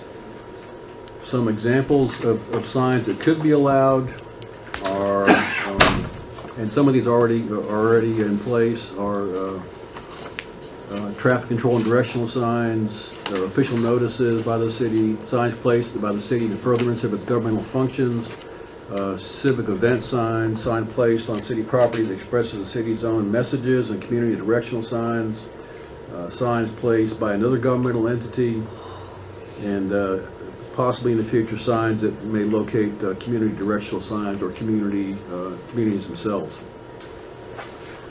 So we are proposing this ordinance. There is on page 10 of the ordinance, it goes into sizes. We'd like to remove that, and that will be addressed for each location. The city manager may get requests to allow governmental signs because they may vary. They'd be different from an outfield wall of the stadium to maybe something on the street. So we'll work on the specific language and criteria for the size and number, those type of things by location that's requested. But in this case, we'd like to propose this ordinance that would allow for governmental speech, primarily in this case to allow for some partnership and sponsorship type signage to be Like for installed on the stadium. but also for advertisement for. I keep thinking back to the River Rats, and they wanted to be able to drop banners on the outside. Say Wayne Dench donated beer for the night, thank you Wayne Dench, or thank you Mayor Triplett for all you do housing these children, or whatever, something like that. So it would cover, when you talk about direction, signage, governmental speech, it would cover those things For too. the stadium itself, it would have to be couched in, a thank you for a partnership with Wayne Dench, for example, for sponsoring, a certain team. It could have Wayne Dench's logo, but also, but the city would somewhat control the size of it, the type of font would probably need to have the city logo. Some of those things to show that the city is in control of the message. Congratulations, Rats, for being the champion 3 years in the row. If the city commission or the city would like that to be a partnership or a thank you to our partners who are the River Rats in that Game case, tomorrow it could night, be. the Rats versus the Cats, advertising. I think we'd have to talk with I think that, again, if there are partners, I'm not sure what the limits are, but there's a line that we need to draw between governmental speech and commercial advertising, those type of things. Okay, I don't get upset. This really just gets under my, I don't understand how I can go to 47 different baseball fields everywhere, and they've got their whole outfield lined with signs of come eat at Papa Joe's, Right. come here, come this. But we're hung up in free speech issues. I don't get that. How can I go to the school, and every school that my son plays soccer at, they have the whole arena lined with signs sponsoring the team? How does everybody else do it, and yet this is gibberish to me. I don't understand why we can't go down to Orlando Magic Stadium, the arena. Who owns it? The city? Does the city own the arena?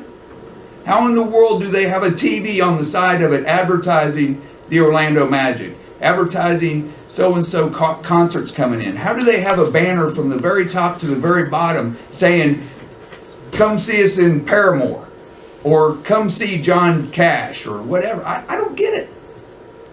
I don't get why I can't go to Publix and say, will you sponsor my baseball team? Right. And I'll put a sign on the fence, and if you want the whole damn side of it, I'll give it to you for the right price.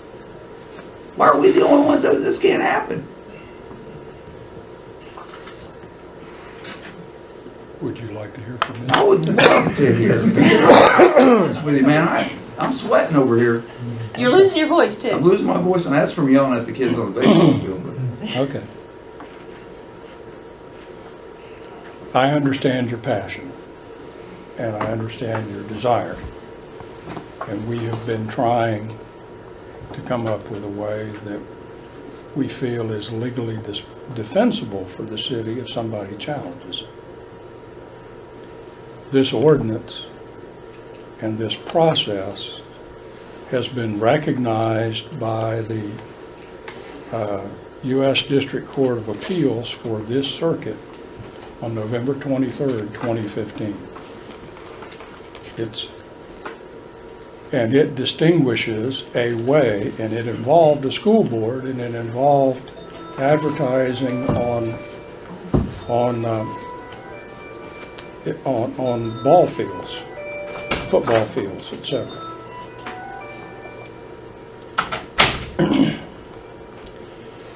And the decision of the court was that it was government speech and not First Amendment speech. The way the lawsuit started, a porn star Which one? I don't know. I do not know. Just checking how deep you went into the ordinance. But a porn star had a production company, and he was a recognized porn star. Later, He got a master's degree and a PhD degree, and he began tutoring mathematics for junior high or middle school and high school children. And he asked to put up a sign at the ball field. And he was given permission to do it. When some people went to that site, it was also a porn site. And the school board did not want to continue advertising the porn site. And they took it down. And he sued them in federal court over his First Amendment right to be treated like everybody else. The court carved out a government speech exception, which we're trying to follow to protect the city from that type of thing. I don't know if the Magic would accept the KKK advertisement, or if they should, or the ISIS advertisement or anything else. But if we couch it correct, the city can control it and we can withstand a challenge. If we don't couch it correct, if Palm Beach School Board did not do that correctly,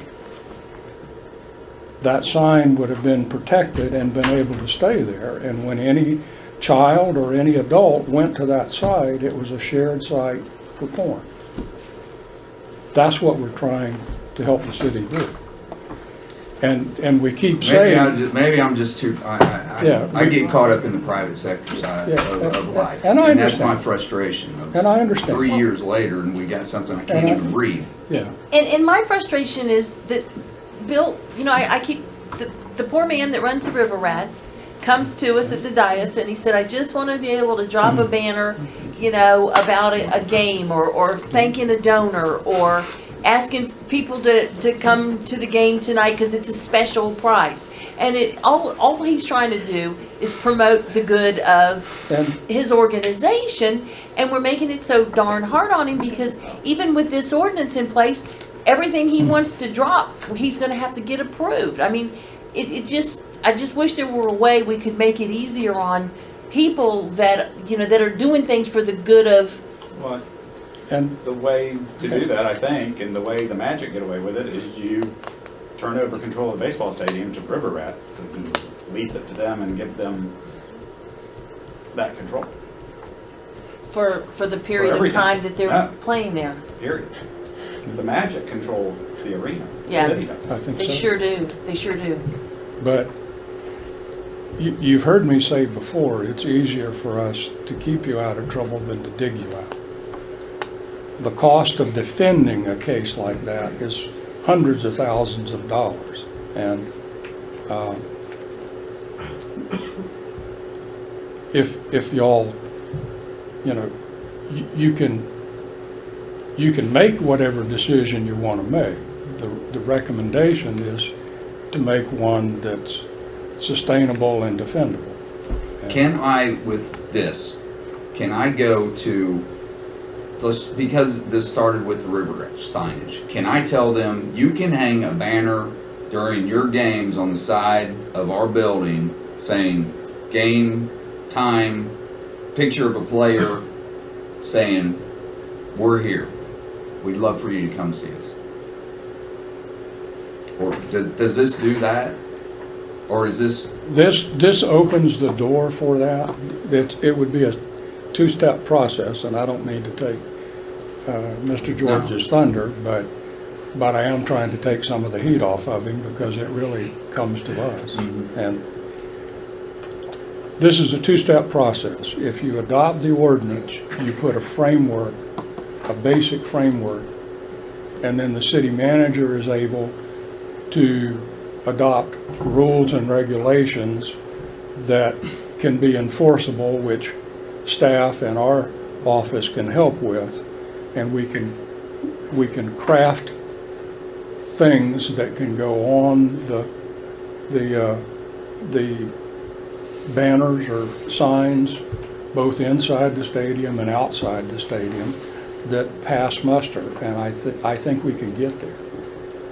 Does this allow us to sell, this does not include Chase Park, then, right? This is just. Not yet. Could. It's possible that it could be expanded later. Yeah, could We're focusing right now on the stadium. Well, I thought this covered any city-owned. It did, yeah. Tom just said. It could cover any city-owned property. And Where you would have, and I don't know Chase, if you've got walls and places for banners, Well, there's theoretically. tons of fences and the dugouts and. Oh, I'm sorry. Mr. Fuller, would it be possible to, I'll just take the River Rats, or we'll even take Babe Ruth Baseball, whoever we use, and say, okay, look, it's Babe Ruth, we're Babe Ruth, right? Say, all right, Babe Ruth, look, here's the deal. We're gonna allow you to get team sponsorships, to allow you to have, part of the contract for them to use our facilities. Yes, you can do that, but within the contract, the Recreation Department, or whoever the controlling entity is, has the ability to say, to approve or disapprove of your advertising. If it's done contractually like that, not just willy-nilly, I don't have a team, I don't have a kid playing baseball, I just want to hang a banner and can put whatever I want. But if it's done on a contractual level with, Joe's Repair Shop, who sponsors a team, and Joe's coaching, he wants to hang his son. If it's done like that, because I think that's what the issue is why can't these teams do such a thing? I don't know. But can they do that and the same thing with the River Rats? Can the River Rats lease a facility from us, and within that contract language state, any signs, banners, et cetera, have to be approved by the city for content, and then walk away? Well, for it to be part of the government exception, the city has to have some type of approval. That doesn't mean that every single sign has to come to the city for approval, but when the rules and regulations are established, if the sign falls within those rules, it can go forward. If it doesn't fall within those rules, it would have another level of review. So I think it's progress to getting where everybody wants to be. Because I was just trying to simplify it down to where I came into Mike and I went, this is what I want my sign to look like. Can I make this into a banner? And they go, yeah, it looks great. That's literally as simple as. And Mike says, okay, let me photocopy that way. When he comes back with that sign or very similar, not, www.gotomypornsite.com or whatever. That way, and then they have the point to say, no, you can't do that. Then he comes back with the right sign, and fine, they go out in whatever field they're playing on, and congratulations, you're the first one to do it. You get straight away center. And that's how I was thinking. I think this will ultimately simplify if the commission goes So forward. you're saying that, all you're saying that there's some So that can be policies and simplified in that guidelines manner? for it, No. but they still can. I know that answer. What did he say? I missed that part. No, Wilson made a comment about simplifying if we go forward. And I missed it. I said that I think that ultimately this will simplify a process as it goes forward, where it becomes more mechanical. But would it simplify to the point if I wanted to come and do what he said with that piece of paper? Will it be simplified? Well, we would have a process set in place, so it would be a process that you'd have to get a permission, and then there'd be a written document of what you're getting permission for, so there's a paper trail. Oh, yeah, that's what I'm saying. All Yeah. you're talking about is protecting us, having documentation. And that's so people can bring that to you all once you come up with your guidelines. And most likely, you all gonna set the guidelines up so it won't be so difficult where you discourage people from doing it. With the guidance of the city attorney's office. If this becomes citywide property, where do campaign signs fit into this? Because that always gets us in in trouble? Can we, right off the bat, you know, You address? cannot hang a campaign sign on city hall. property. Right. Now we can't, but I mean, City Hall, is that what you said?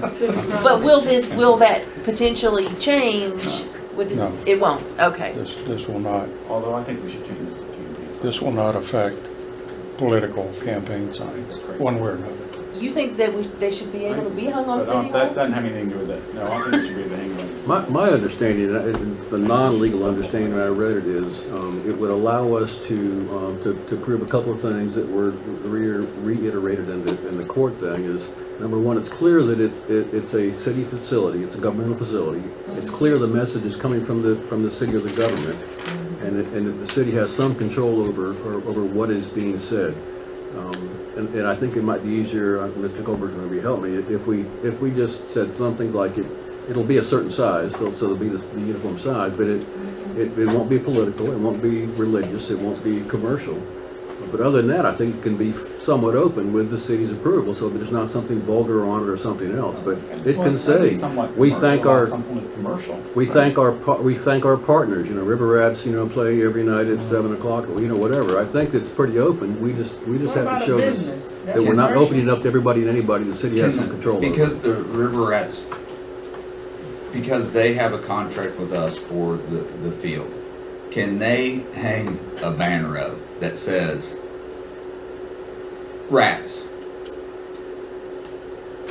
coming June 1st, or, you know, a banner like they do on, you know, any big venue where it's a picture of a baseball player, and so people actually know that they're there.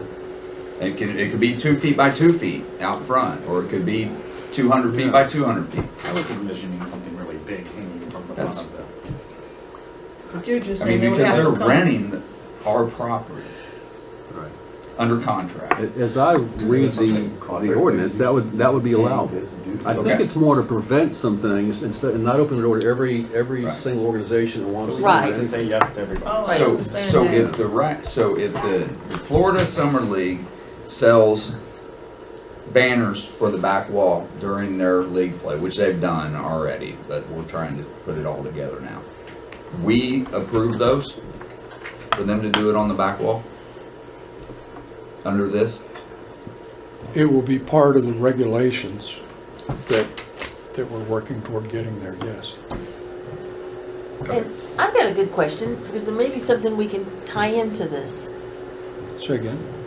I have a good question, and it may be something we can tie into this. If we're talking about potentially all city-owned property, you know how Kim House and the St. John's River Festival of the Arts is always asking about, and she's been turned down for several years, the ability to do banners on the light poles. Whoa.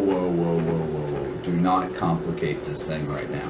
Well, I'm not sure it is complicating it. We can go down that path. This is for a single, in my mind, this is for, let's work this whole thing out at the field.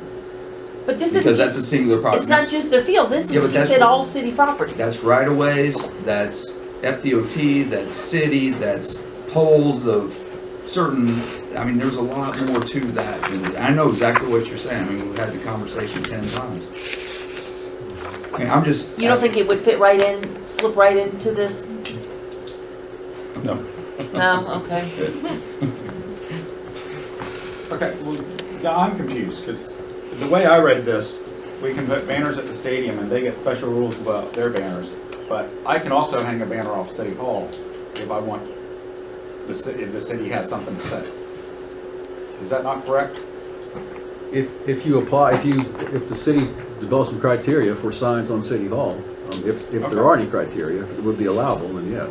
But when But the city has the right to say, See, I got we're not going to confused allow. just to say whether it was saying you couldn't do it on city property or you could do it on city property.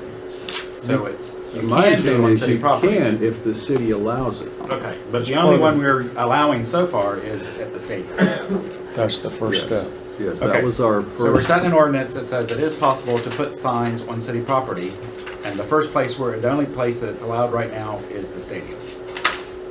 Is that The what? first one we're going to develop criteria for is the stadium. Okay.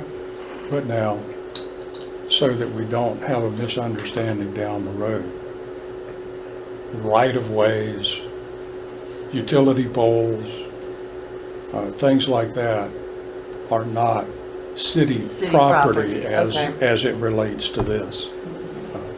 City property is more stadiums, parks, land, not right-of-ways and alleyways and those types of things. I thought it did too.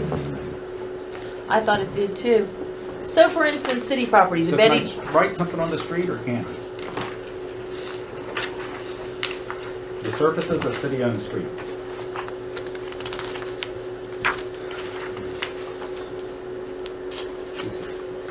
That's a place where I potentially may be able to put a sign, or is that being excluded? Down the road, perhaps. Right now, we're focusing on the stadium to get that done.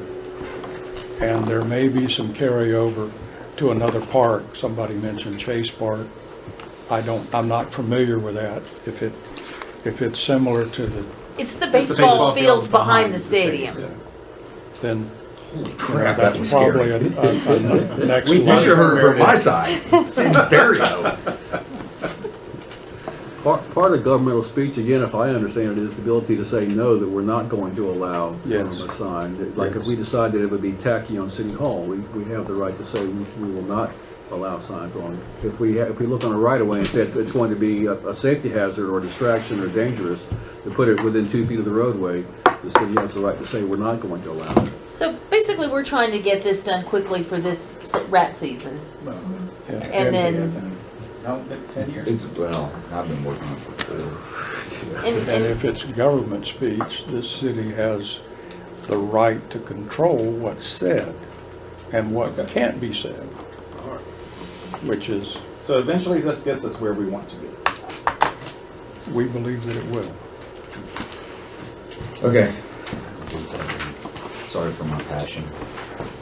But I do have to ask, what does it mean to effectuate the typical use signs of signage in the context of a sports stadium? To effectuate the typical use signs of sports No, of signage? signage in the context of a sports stadium. Well, I think what that means is that if your wall's 8 feet tall, you can't have a sign 50 feet tall. I think. It means I didn't write it. I didn't either. Do we have anything else to talk about? Mr. Mayor, we have a number of items. However, we have a lot of people coming for the 7 o'clock meeting, and therefore what we can do is to move forward. There is one real quick item that, Darrell, we want to talk about 132 Mayfair Circle and some action the city is planning on taking. Thank you, Tom. And it's my pleasure. Why do we have a lot of people Really coming at 7 appreciate o'clock? Citizens Academy graduation, Oh. and there's a couple of other proclamations. Yeah, so we're going to want to get started right at 7. What's wrong? What's your problem with Oh, my goodness. That's what my cooler went. Just, Oh, my. real briefly, Commissioners, this property is obviously in a serious state of needing some help. There is actually a code enforcement fine and lien on the property. As of today, the actual fine amount is $525,000. The property, as I understand it, is now occupied by some descendants of the original owners who, as what I've been told, have passed away. I haven't verified that, but that's my understanding. And it may be a son or grandson that's living there. Darryl, where is this? This is 132 Mayfair Circle. This is in the Country Club subdivision, 20th Street to Mayfair. Yeah, okay. On the south side of Goldsboro Elementary over there. What we're looking for is, I have spoken to City Attorney's Office, is looking at engaging in an abatement action, some litigation on this to authorize the city to go in and abate this nuisance, and at the same time also probably do a foreclosure action. Although there is property appraiser listed this under homestead, we believe the current occupants haven't technically exercised that at this point. But there would be a cost of litigation. So the question really is to see if we have a consensus of the commission to move forward. on this? You got to. That's a public nuisance and health hazard to any of the surrounding areas, so do what you gotta do. Okay. Again, as Mr. Presley said, because we're looking to engage city attorney for legal fees, we wanted to bring it to the city commission. I'm gonna take some of the fees out of the sign ordinance that we cost to do that. All right, thank you, Mr. Mayor. All right, thank you. Anything else, ladies and gentlemen? Okay.